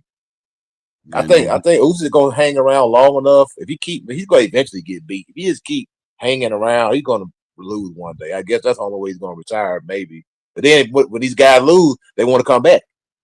You know what I'm saying? So we might leave. They want to leave on that victory, right? They don't want to leave. Like they don't want to get pushed out the game. They want to leave the game on their own accord. So if they lose, it's a bad look. Oh yeah. Yeah, only few boxers are smart enough to leave when they're on top and not come back. Too many of them come back and end up a shell of their former selves and looking bad, and they taint their legacy because they were once great and they look terrible when they come back. Yeah, no doubt, man. Culture nerds and Ennis, he said, did you just call him slow? Talking about Daniel Dubois, man. I'm just calling it how I see it. You just can see that you can see that he's not the sharpest pencil in the pack. Like, you know what I mean? I don't respectfully, like, a fan of Daniel Dubois, looks like he's a good guy, but yeah, man, when it comes to thinking on the spot, it doesn't look like that's one of his strengths. You know what I mean? It doesn't look like that's one of the things he does the best out of everything he does in life, right? He does a lot of other things better than that. So it is what it is with Daniel Dubois. But that being said, though, so Derek Chisora communicates how disappointed he is in Daniel Dubois and the fact that a lot of people felt like Daniel Dubois gave up on that fight. They feel like he could have gotten up and that, he checked out, mentally checked out in that fight. How do you guys feel about that? Yeah, I think he was hurt pretty bad. I mean, I think he's still going to get. Yeah, he could have got up, but it just would have been more of a whooping he would have took. You know what I mean? It was too much time left. I mean, that last shot, he was going to get cooked, man. You know what I mean? He wasn't no if and buts about it. He was going to get cooked. Oh, go ahead. I'm sorry. No, you did. I mean, that's all I had to say. Like I said, he got back up. I guess people just want to see you just get carried out on the stretcher now, I guess, man. That's all thing I could think of, because at some point in time, that's like people, if you get hit really good with a really good shot, man, first of all, the whole ring just starts spinning around like a carousel, first of all, man. It's like it's crazy. It's like it's an unbelievable feeling just to get rocked and see that ring spin around like a carousel. You have no equilibrium. You know what I'm saying? You're dazed and confused, and you got this guy over there ready to freaking light your butt up. Once again, it's like at some point in time, your brain steps in and be like, "Hey, man, you know what's about to happen if you get up, right? It's gonna be more of the same. It's gonna be worse. You know what I mean? Get on your bicycle, he about to cut this ring off and lay you back into you, bro." I think when he was on the mat, he was sitting there going, "All right, I'm not gonna be able to do anything else. I already know it. Screw it. I'm done." Because what else was he going to do other than stand up and get knocked out again? You know what I mean? He wasn't going to come back with some monster punch. That punch, I mean, he got caught clean on the side of his jaw. He was rocked bad. Yeah, in the first shot he got knocked down with, people didn't pay attention to it, but it was an overhand right behind his ear. You know what I'm saying? So that knocked him. He was already loose right there. You know what I'm saying? From that shot. So that's what made him go down so easy. Because if you see the first one was almost like he took a knee to a degree, right? Like he got hit behind the ear and he's kind of like, oh, damn. I don't got my balance. Let me just go down. You know what I'm saying? He Right. went down. And the second time he went down, you see him just kind of lay down. I knew it was over with just watching how he laid down, like on his back hip, like he was doing like he was on a beach somewhere. He just kind of laid back and just kind of kicked back, like, yeah, bro, that one's bad. He's like, that's bad. I ain't got no legs under me. You know what I mean? He kind of acknowledged it. But being that Daniel Dubois is not the cerebral guy that we were just talking about, how he's not the sharpest pencil in the pack. Did he actually check out and quit in the fight, or did he make an actual legitimate decision to say that, you know what, I'm not going to be able to make this happen, so let me go ahead? You know what I'm trying to say? Like, was that him actually giving up, or was he actually being intelligent and doing a smart thing, which is thinking about his health? Live to fight another day. He was done, man. The kid was done. He's finished. Correct me if I'm wrong, but did it? Wasn't he in another video later on saying he quit, like admitting to it? Oh, that he no, quit? I don't know. Maybe. I don't know. Sure, I saw one on YouTube earlier, and he was like, I did quit. But it could have just been clickbait. I mean, I saw him and I saw the caption, but again, I didn't watch the video, so it could have been clickbait. Yeah. And you know what? Getting hurt. A lot of trainers don't like to talk about this because it's kind of like taboo, but you have to train your fighter. That's something that you also have to train also what to do when you get hurt, because it's a panic situation. And like your first instinct, if you get hurt, you need to try to grab that dude if it's all possible. Wrap that sucker up, like what Floyd did. When Floyd got hit rocked with Shane, the first thing, it was instinct. He didn't try to fight out of it. He didn't try to run. He grabbed him. And he held on for dear life. That's what you got to do when you get rocked, man. You got to be thinking on your feet. But you got to grab these guys. You got to wrap them up. You got to hold on to them. And you got to hold on to them so much that the referee even takes a point from you if they got to, just to try to get yourself back in the fight. You know what I'm saying? But you got to be thinking on your feet, Or if you go down, you got to wait till 9 and get up at 9. I mean, whatever you got tackle to do, you hold on to him, you wrap his legs up, both of you guys fall down, and that's another 15, 20 seconds. I mean, it looks ugly, but that could be the difference. You might be able to get yourself back together and get back in the fight. Yeah, bro. I agree. You learn how to survive, and you learn to do what you need to do to make it through that round, make it to that corner, get them to throw that water on you, get to massage your legs, get them to try to help you get it back together so you can get back in that next round and probably still take that round off as well. Be on your bicycle, stay on your jab, and really not show back up until another round or two. You know what I'm saying? Back to where you're willing to even risk taking a shot. And shout out to Talk of SD, who said it as well as far as the Tszyu fight with Sebastian. He also was another guy who just wasted a lot of time. Didn't use his time efficiently. Jumped right back into the fire. You know what I'm saying, with Sebastian Fundora until But the problem with Tim, something that really irked me with Tim, he did not try to go to the body, and he was trying to hit him in the head and headhunt, and that was the hardest thing he could do. The body was there the whole time, right in front of him. If he would have been hitting to the body and then trying to go to head afterwards, he might have had some more success rather than staying, because he stayed on the outside and he was toast out there. He couldn't deal with the reach. Yeah, no, he could have dealt with it. He was scared of that elbow, bro. He was having PTSD. He didn't want to get in. He wanted a close range fight, but he didn't want a close range fight. When he thought about it and the way that Sebastian Fundora carries his arms, shout out to Brandon Figueroa, who fought against Joet Gonzalez. Same thing. You saw Brandon Figueroa kind of throwing elbows at Joet Gonzalez's head. You know what I'm saying? Once you go through that, what Tszyu went through, that I think that was the biggest thing with Tszyu, is that experience was really traumatic for him. That first fight he had with Sebastian Fundora. Tim kind of messed up by coming to America and dealing with the PBC. He should have stayed home in Australia and fought there instead. Because what happened was, when he came out here, they baited and switched his ass. In that first fight, he trained to fight somebody else and then ended up fighting Fundora. He didn't train for Fundora.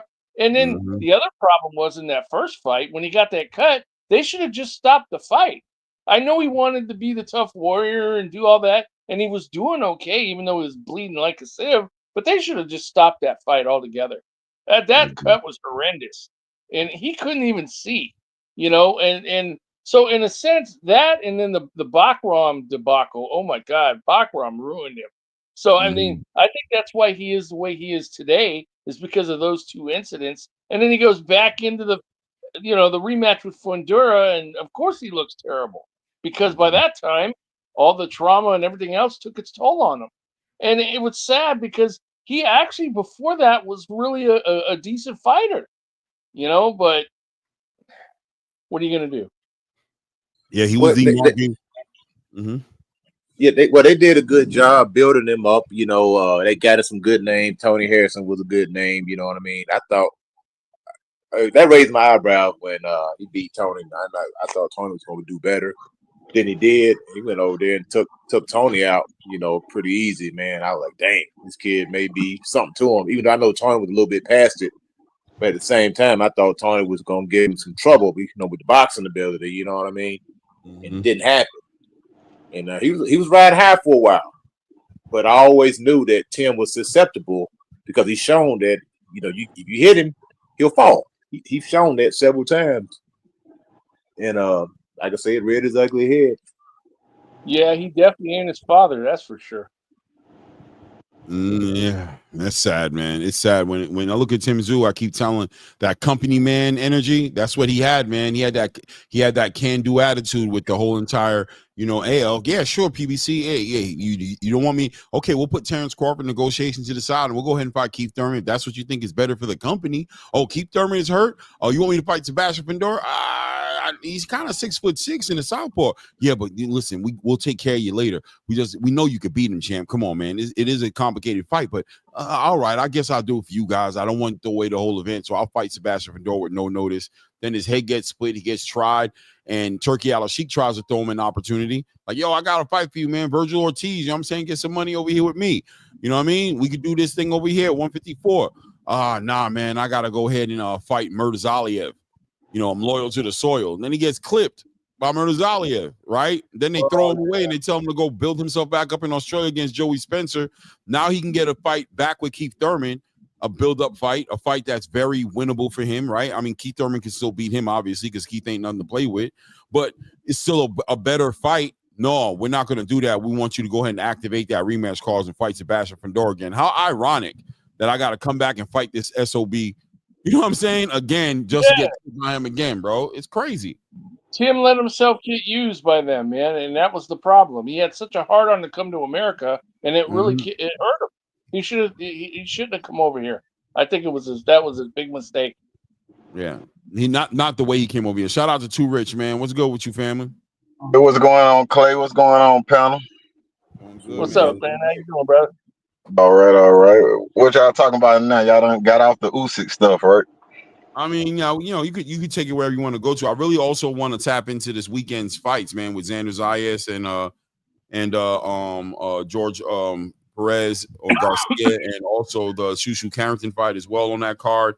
We've also got Clarissa Shields fighting this weekend, which is not a big deal what she's doing on the back end of the victory that she should be getting.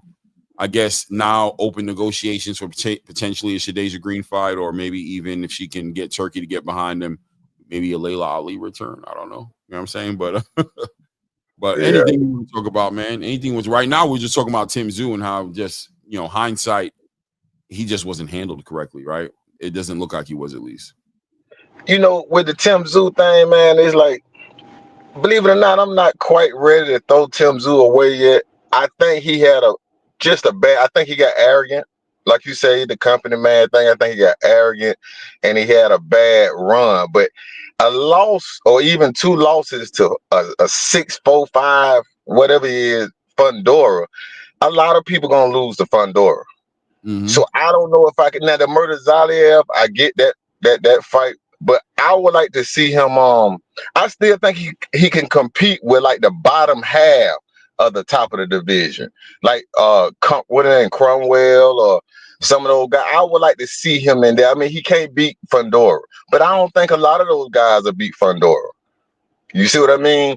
Yeah. I just think he kind of had a bad run, got a little arrogant, had a bad run, and maybe, throw him back in there with somebody with a name. Don't give him no tune-up. Just throw him back in there with somebody, with a name that's on the bottom half of the top of the division, and give him one more go at it. And if that don't work, then yeah, it might be over with.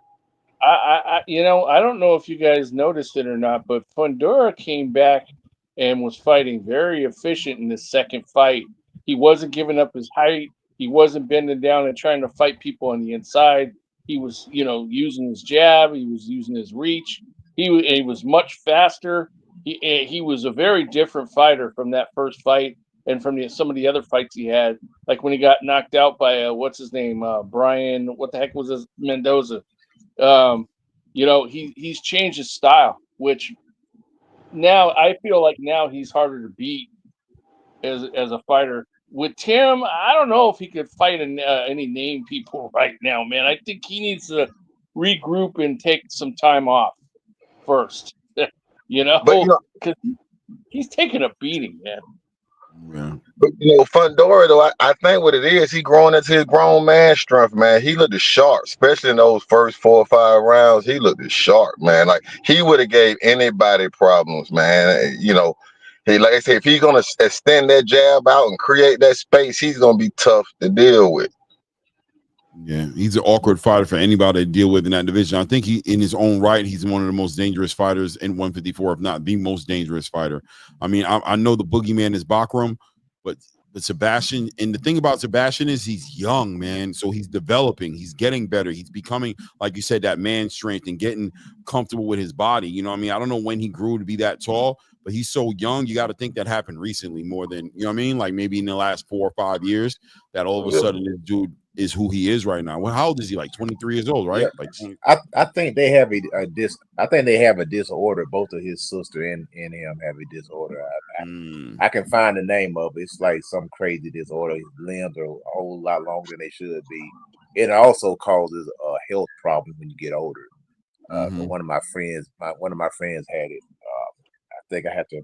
It's a technical name for it. It really is a freaking disorder because it's 6'6", 150 something pounds. Your arms are freaking dragging them on the ground. It's crazy. I nicknamed him Bionic Pipe Cleaner, man, because he's so tall, thin, But the thing about Fundora that makes him so interesting that he can be had.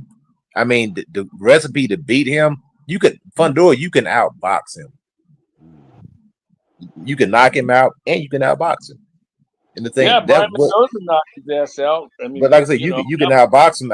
Even when Tszyu was throwing that straight right to the body, it landed every time, and it folded Fundora in half. And that's why I'm saying a guy like Boots that with the in and out, he's gonna kill him. And he's gonna in that slow jab with that long recoil. He's not gonna be able to hit somebody that has any type of head movement and foot movement. Fundora needs for you to stand right in front of him, and he gets you on the rope. When he gets you on the rope, he opens up on you. That's his thing, to get you trapped up against the rope. And he opens up on you like a praying man up in the middle of the ring. Like if you go back and watch Javante Clark make him look like an amateur because he can't fight guys. He can't fight guys that can move lateral, side to side, left to right. He has a hard time. He misses everything because his jab is not. It's not like a real weapon, so to speak. Like it's not a whipping jab. It's more like a probing jab. But he throws it. He just keeps it out there because he's so long. He can get away with it. When you fighting guys 5'8", yeah, of course you can get away with it. But Tszyu, he was just there for the taking. But I think Xander's gonna give him a problem because of the way Xander moves. I don't think he's gonna be able to find Xander. Xander's gonna be in and out on that guy. He's gonna outbox. Yeah, that's how I kind of felt about Xander too. I think Xander's about to make he's about to make 154 very interesting as a champion. Very interesting. A real, obviously we saw Berlanga, the self-proclaimed king of Puerto Rico, or Mr. Puerto Rico, big New York. But I think you're about to see the real Puerto Rico in Xander Zayas on Saturday, man. Not the Puerto Rican assassin. Yeah, he's a diplomat. You know what I mean? A Puerto Rican diplomat. You know what I'm saying? Like he's the real deal. Like he's about to bring Puerto Rico back up to that respect. Like, and you're gonna see New York go crazy. This fight is happening in New York too. Oh yeah, Puerto Rico coming out. Like Xander do the job that we wanted Edgar to do. Dude, all the excuses that Edgar's coming out with, him and his wife, man, they got me rolling. I was calling him Deontay Berlanga, man, the way he was making excuses. The excuses are horrible. They're horrible. horrible, and it makes you feel like, how's he going to improve if he can't take ownership for? Right. Hey, Clay, let me give my little take on the Usyk thing right quick, man. I hear a lot of people. I hear a lot of commentary about the fight. I don't know, man. I feel like I saw a different fight, man. I saw the boy hurting Usyk, man. Early on in that fight, he was catching Usyk with that right hand, and the aggression that we saw from Usyk, because he was getting hit, that he knew he had to stop that. You know, now as the fight went on, the boys, he wasn't setting up the punches no more, so Usyk got the read on him. But early on that fight, the boy was catching him, and I think in his mind he was just gonna steamroll him. But he started to reach. He started to reach with the right hand. He started to lean over his feet with over his foot with the right hand, and then Usyk just started taking a step back and counter him. And I've never been impressed with Usyk's fighting. I've been impressed with his winning, but I was never impressed with his style of fighting. But in this fight, he planted his foot, and he knew he had to land hard shots because he was getting hit with hard shots. So I honestly think the boy did all he could do, man. I really don't think it was nothing else he could do, man. I think that was his limit, and Usyk was just better than him, and probably will be any other time they fought. I honestly don't believe that Usyk was ever hurt in that fight, though. I don't know. I saw Usyk when he got hit to the body. He stopped. Now I don't know if you were trying to say it was a low shot or whatever, but he stopped when he got hit in the body one time by Daniel or whatever. But Daniel was landing those right hands, man. They were, and he got power. And I just think Usyk started sitting down on his punches because he had to stop it. You know, Usyk ain't never fought that aggressive before. You know, even to 2 fights with Tyson Fury, he never looked at that aggressive. Now, I'm telling you, he was that aggressive because he was getting attacked with power, and he responded with power.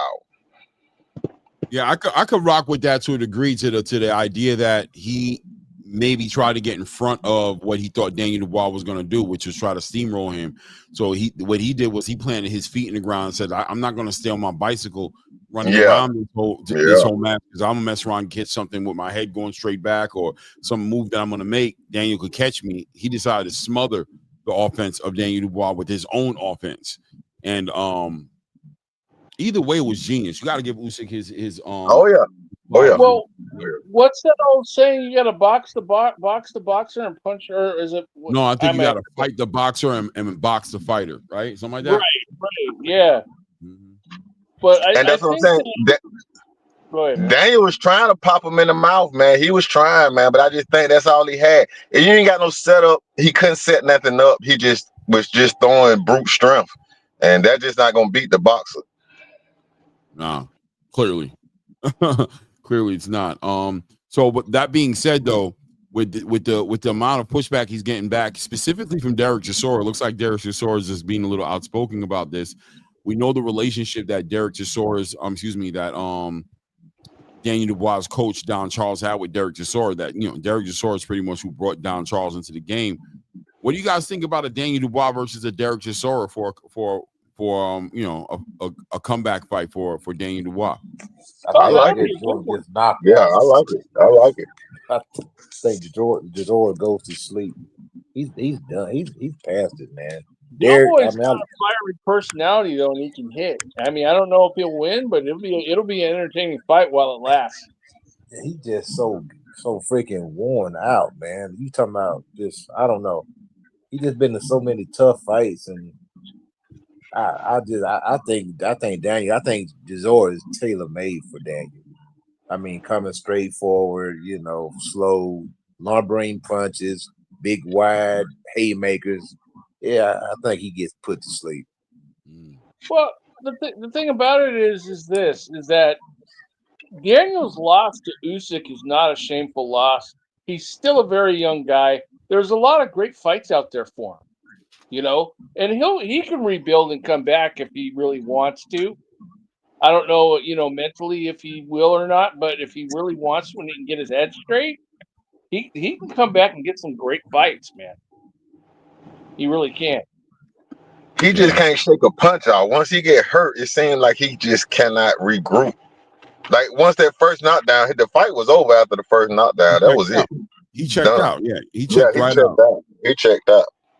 He started thinking about other things like making it through the round, whether I'm gonna come back out, you know, whether I'm gonna get up. He's thinking about a bunch of other things other than like, I'm gonna get up and beat this MF's ass for knocking me down. You know what I'm saying? Like he wasn't thinking like that. What do you guys think about as far as Alexander Usyk is concerned and this whole Joseph Parker thing? I mean, I spoke to everybody on here, but Too Rich specifically. Did you hear the rumors about Joseph Parker and Ajit Cabell potentially negotiating a fight? With Usyk? Well, no, Usyk is going to be probably gone, sitting down for the next 7 to 9 months, right? He's not going to run for a minute. So the question is Joseph Parker going to hang out for 7 to 9 months to make that fight with Usyk, or is he going to take a fight to keep him busy? I think Joseph Parker ready now. I think he should get the fight.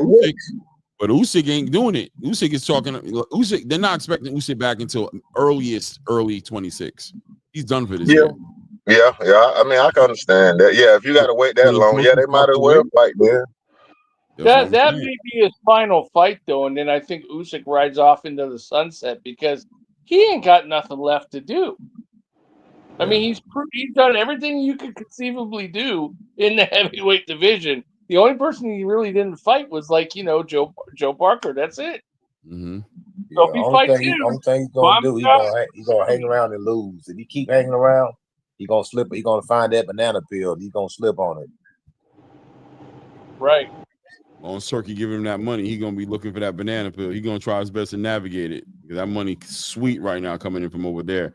Guys, we got 36 people in the building. Let's make sure we're hitting that like button as we step into the building. And if you haven't subscribed to the channel, take an opportunity to go ahead and do that. So what do you guys think about this Jerron Boots and his duck thing? But they just can't.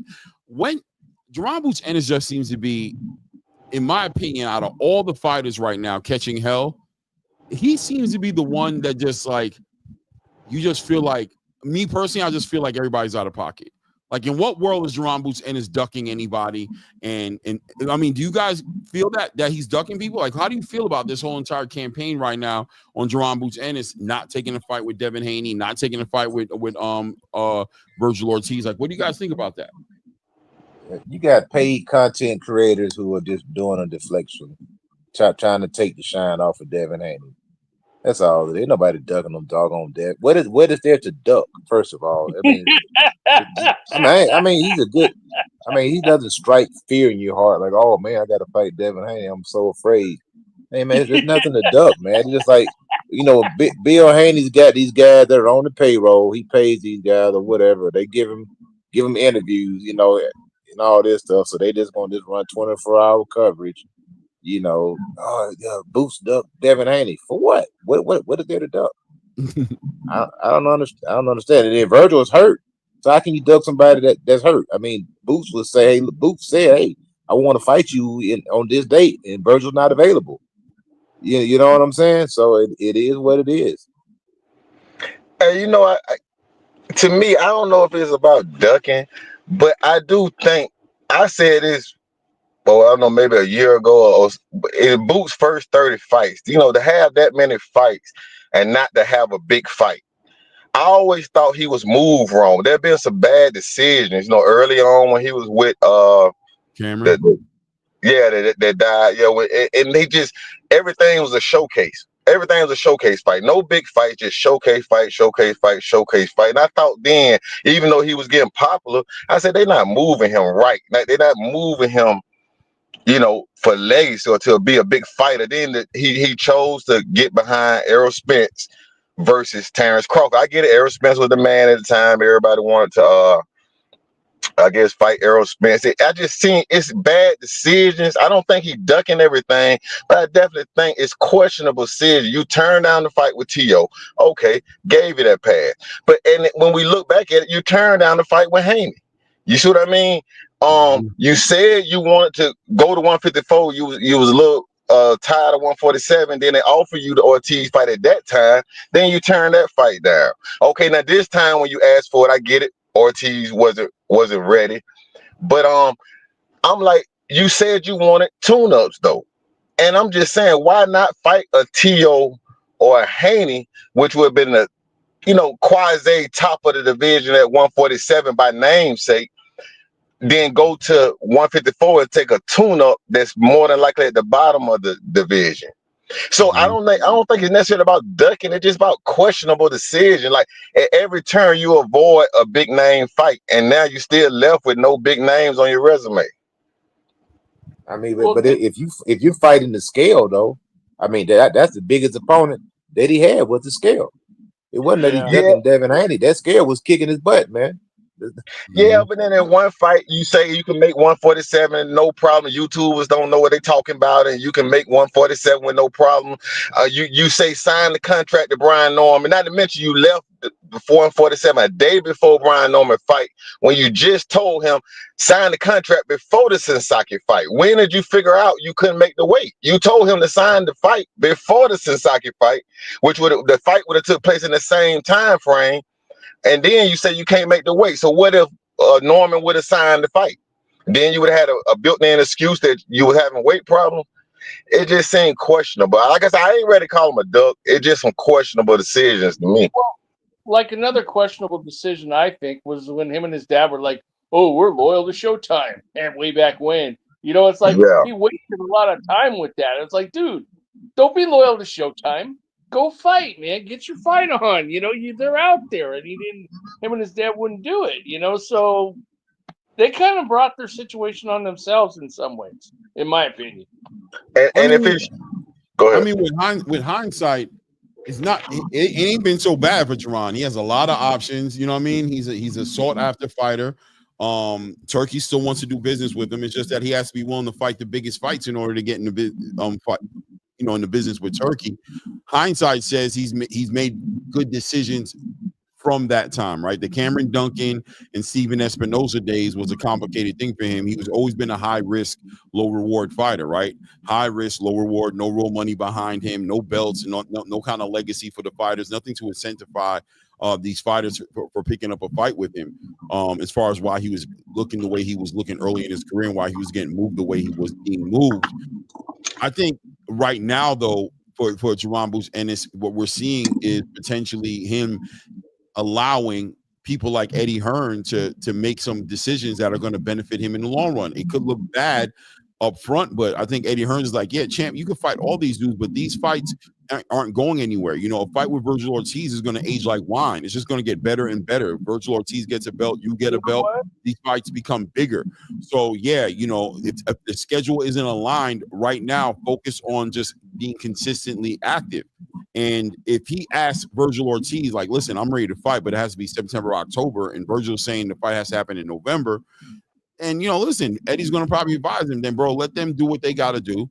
Virgil looking to fight the winner between Sebastian Fundora and Tszyu, or he's looking to get in a conversation with Keith Thurman. Allow them to move however they're going to move. Let's get you a fight for September, October, like you said it's going to be. And then we'll revisit the Virgil Ortiz fight later on. It's only going to get bigger. I don't think he could fight Boachuk, man. I think Boachuk and him would be a great fight. Yeah, it's a great fight. I think he needs to pick a sanctioning body that he wants to compete in and make sure that he's working in the same. I think he wants to go personally. I think that he would like to go into the WBA conversation. So if he's going to do the WBA conversation, I think the legitimate conversation is going to be him either fighting Jesus Ramos or fighting Yoenis Tellez. You know what I'm saying? Yeah. To make it make sense personally. So that's I think that Boots came along like at a bad time. At a time where the boxers are not doing what they are supposed to do for the boxing game. Like when he with PBC, I mean, these guys, Sean Porter, in quotation marks, said, "I'm going nowhere near this guy." Danny Garcia said the same exact thing. They didn't do what Shane Mosley and Miguel Cotto and Carlos Baldomir did for Canelo Alvarez, was boosted his profile. Say, look, I'm on my way out. This is the next guy coming up. It's called the passing of the torch. And none of those guys did the passing of the torch because the PBC probably didn't have the money to incentivize those guys to get in the ring with Boots in it, to boost his profile, and to put the money behind it. Say, look, this is our guy. We're going to feed you Keith Thurman. We're going to feed you Danny Garcia. We're going to feed you whoever. They put these guys on your resume, and they didn't do it. And people talking about these fighters. Fighters not afraid to fight. You have to have a date, first of all. You have to have money.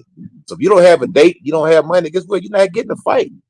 And it is that's the boxing business right there. So not that the guys don't want to fight. A lot of these guys, like Sean Porter, said, "I'm not fighting Boots." Danny Garcia said, "I'm not fighting Boots." Keith Thurman said, "Who is Boots?" He tried like he didn't even know who the guy was. And then I Errol mean, Smith Keith didn't want to go nowhere near him either. So you Keith got don't 4 want that. guys who didn't want no parts of this guy, and then people want to complain, "Oh, he ain't got no big name on his resume." You can't make these guys get in the ring with you. Yeah. I mean, he wasn't offering no life changing money. I mean, he, like I say, he had the money behind him. You know, to give Keith Thurman $10 million or to give Danny Garcia $8 or $10 million to get in the ring with him. So he was just out there, you know, wrong time. Yeah, how are they even going to pay for it though? They would together. They won't draw that kind of money. So I mean, Yeah, it seemed like to me they was trying to build Boots to be a star, and I agree. Now some of that wasn't his fault. People wasn't fighting him or choosing not to fight him, but at the same time, you know, when we talk about Devin Haney, when I hear the criticism, I hear he, you know, all them guys he fought was smaller than him. All them guys, you know, this, that, and third. But when I look at Boots, I'm trying to think who he fought his size. He, to me, just at 147 been a weight bully, no different than, you know, if they say that about Devin Haney. I didn't see him fight nobody his size. And regardless, I don't care how sharp your blade is, if you keep chopping wood, it's gonna get dull. You know, and now you know, I agree that he needs to tune up because to me, he still just ain't fought nobody. He fought Stanley Onis, who was out the ring a year and a half or whatever, smaller guy. I mean, I'm just not a full believer yet. I ain't seen him fight nobody, man. You know, so you know, maybe I could be proven wrong, but you know, you going to 154. You know, think about it like this: when Crawford went up, he always sought out the champions. Boots go up, he need a tune up. It's just a different, you know, the difference between good and great. Good is about your talent. Great is about your mentality. And Dungo was garbage, man. And Dungo was trash, bro. Hey man, people say that, but he was still No, he undefeated, was. man. He really was, man. He was garbage. He wasn't no good I mean, fighter, man. I He was understand that, horrible. but he beat somebody. He beat somebody. I'm just saying even when Crawford went to 154, he tried to go for Fundora. They blocked it. He went to Madrimov. It really was. We didn't have to figure nothing out. We didn't have to match make him right. We didn't have to, you know, he go to 168. People begging him to take a tune up. You see what I mean? So I'm not saying nothing wrong with it. I do think Boots need a tune up, but I just think it's a different mentality, not just of Boots, but his team. He ain't making all his own decisions. And for some reason, your team feel you need a tune up. It is what it is. Yeah, somebody over there feels like that's the safe thing to do. And I personally don't see no problem with it. And I think that's what you hire these guys to do. And you know what I mean? I think the Eddie Hearns and whoever is over there working as far as on a management level for Boots is using his best interest right now, saying, look, champ, you ain't got no pressure on you, bro. Everybody wants to see you fight. You're going to fight these guys one way or another. You're going to be in the division. What's it going to hurt you? Get a tune-up fight. Let this dude get his hands healed up, and we'll put a big fight up with that dude in February or, February, March. First quarter of 2026, we'll see a big fight. Hopefully he can get into a championship fight and get himself a belt. Maybe you could do the same thing. Maybe we might look at a unification fight. The fight's going to age like wine. It's not going nowhere. I know the fans want the fight to happen right now, but in all honesty, that fight just gets bigger and bigger with time unless these guys see some L's before they get in the ring with each other. I mean, Eddie Hearn said it's going down in December or at the latest January, so we'll see.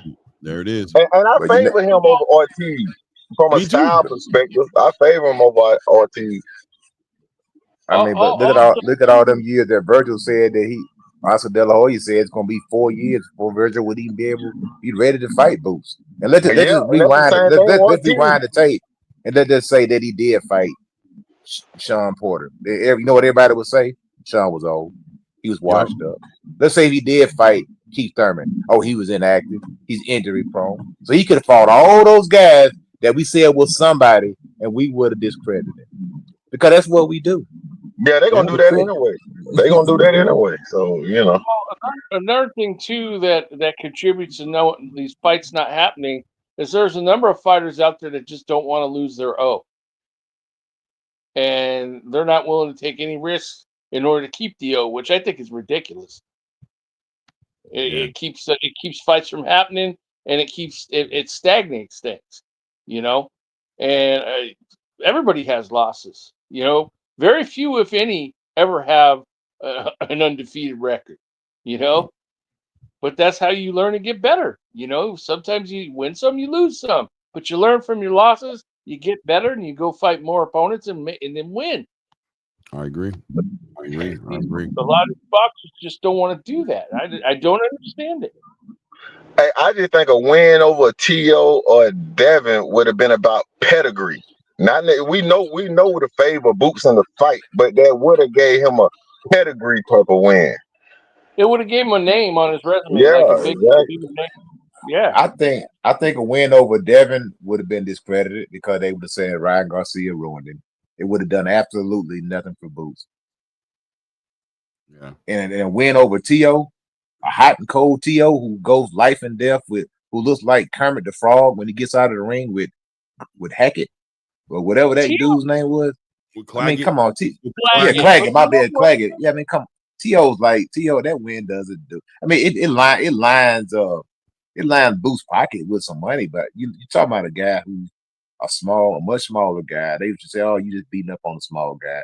They call him Boots a weight bully anyway. So how did the win over Tszyu do anything for you besides just put a name on your resume? One, Tsz유's got a name, and two, Tszyu fights weird. Like he'll rise to certain opponents, and then other opponents he struggles, and he goes back and forth between the two. He struggled with Claggett, got pieced up, his face was marked up, but then he fought other. There was other fighters that he fought, and he rose to the occasion and was looking good.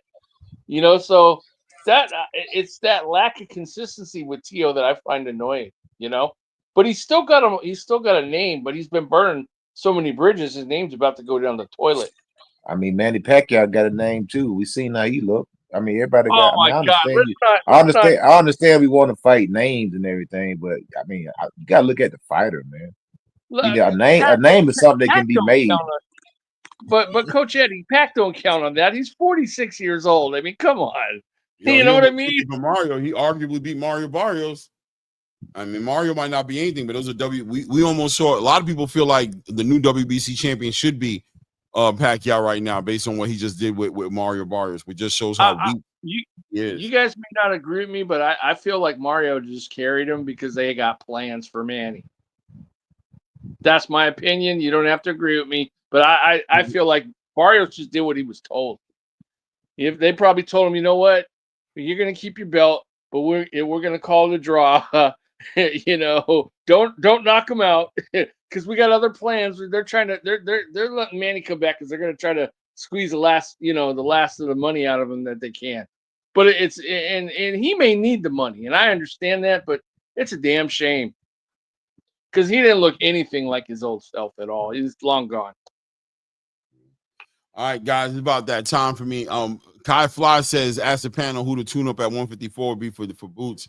I don't think there are any tune-ups at 154. I think the closest thing he can get to a tune-up is either Keith Thurman or, like I said, he'll fight either Jesus Ramos or Yoenis Tellez. You know what I mean? But we'll see what happens. Yeah. You could catch a Madrimov, a guy who's coming off 2 consecutive losses. Nah, he's too good for that, man. Like, nah, man, don't get nobody coming off no loss. Go get some. You know what? He's similar to Karen Chukatsian, and Chukatsian gave Boots a little bit of a struggle, man. So he might too.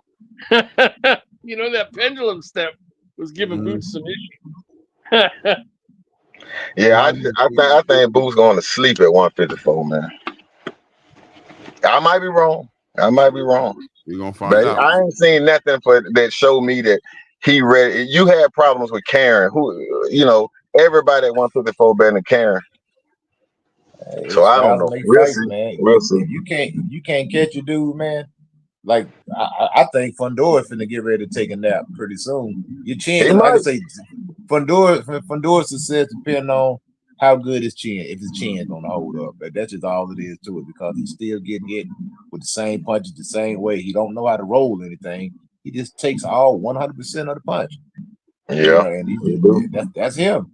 You know, but we'll see. It's gonna be interesting. We got a lot of young prospects at 54, and we shall see. Oh yeah, it is. Man, salute to you guys, man. I appreciate you guys being All right, brother. Stay up. Thanks, man. All right, thanks for having me. All right, Clay. I might great pop up talking with all tomorrow. you guys. I might be I might pop up tomorrow about 11 anyway. Just while I'm on the road, I might do what I see Blue do. Maybe I might pop up on my phone and do something in the truck while I'm driving. It is what it is. But I appreciate you guys popping up, man. Looking forward to these fights this weekend, man. And you guys heard about David Morell and Caleb Smith, right? Oh yeah, yeah, they finna fight, right? I like that. They've been ordered by the WBO, so we're gonna see how that turns out. Yeah, okay. That'll be a good one. Get his act together, man. Yeah, buddy. Yeah, Caleb is gonna expose him if you don't get it together. It is what it is. If you don't get it together, Caleb gonna expose him. All right, guys, hit the like button before you guys leave. Subscribe if you haven't. Until the next one, man. I appreciate all you guys at ATP Combat Media Show. It's your boy Rain. You know how we carry it at this point. We out.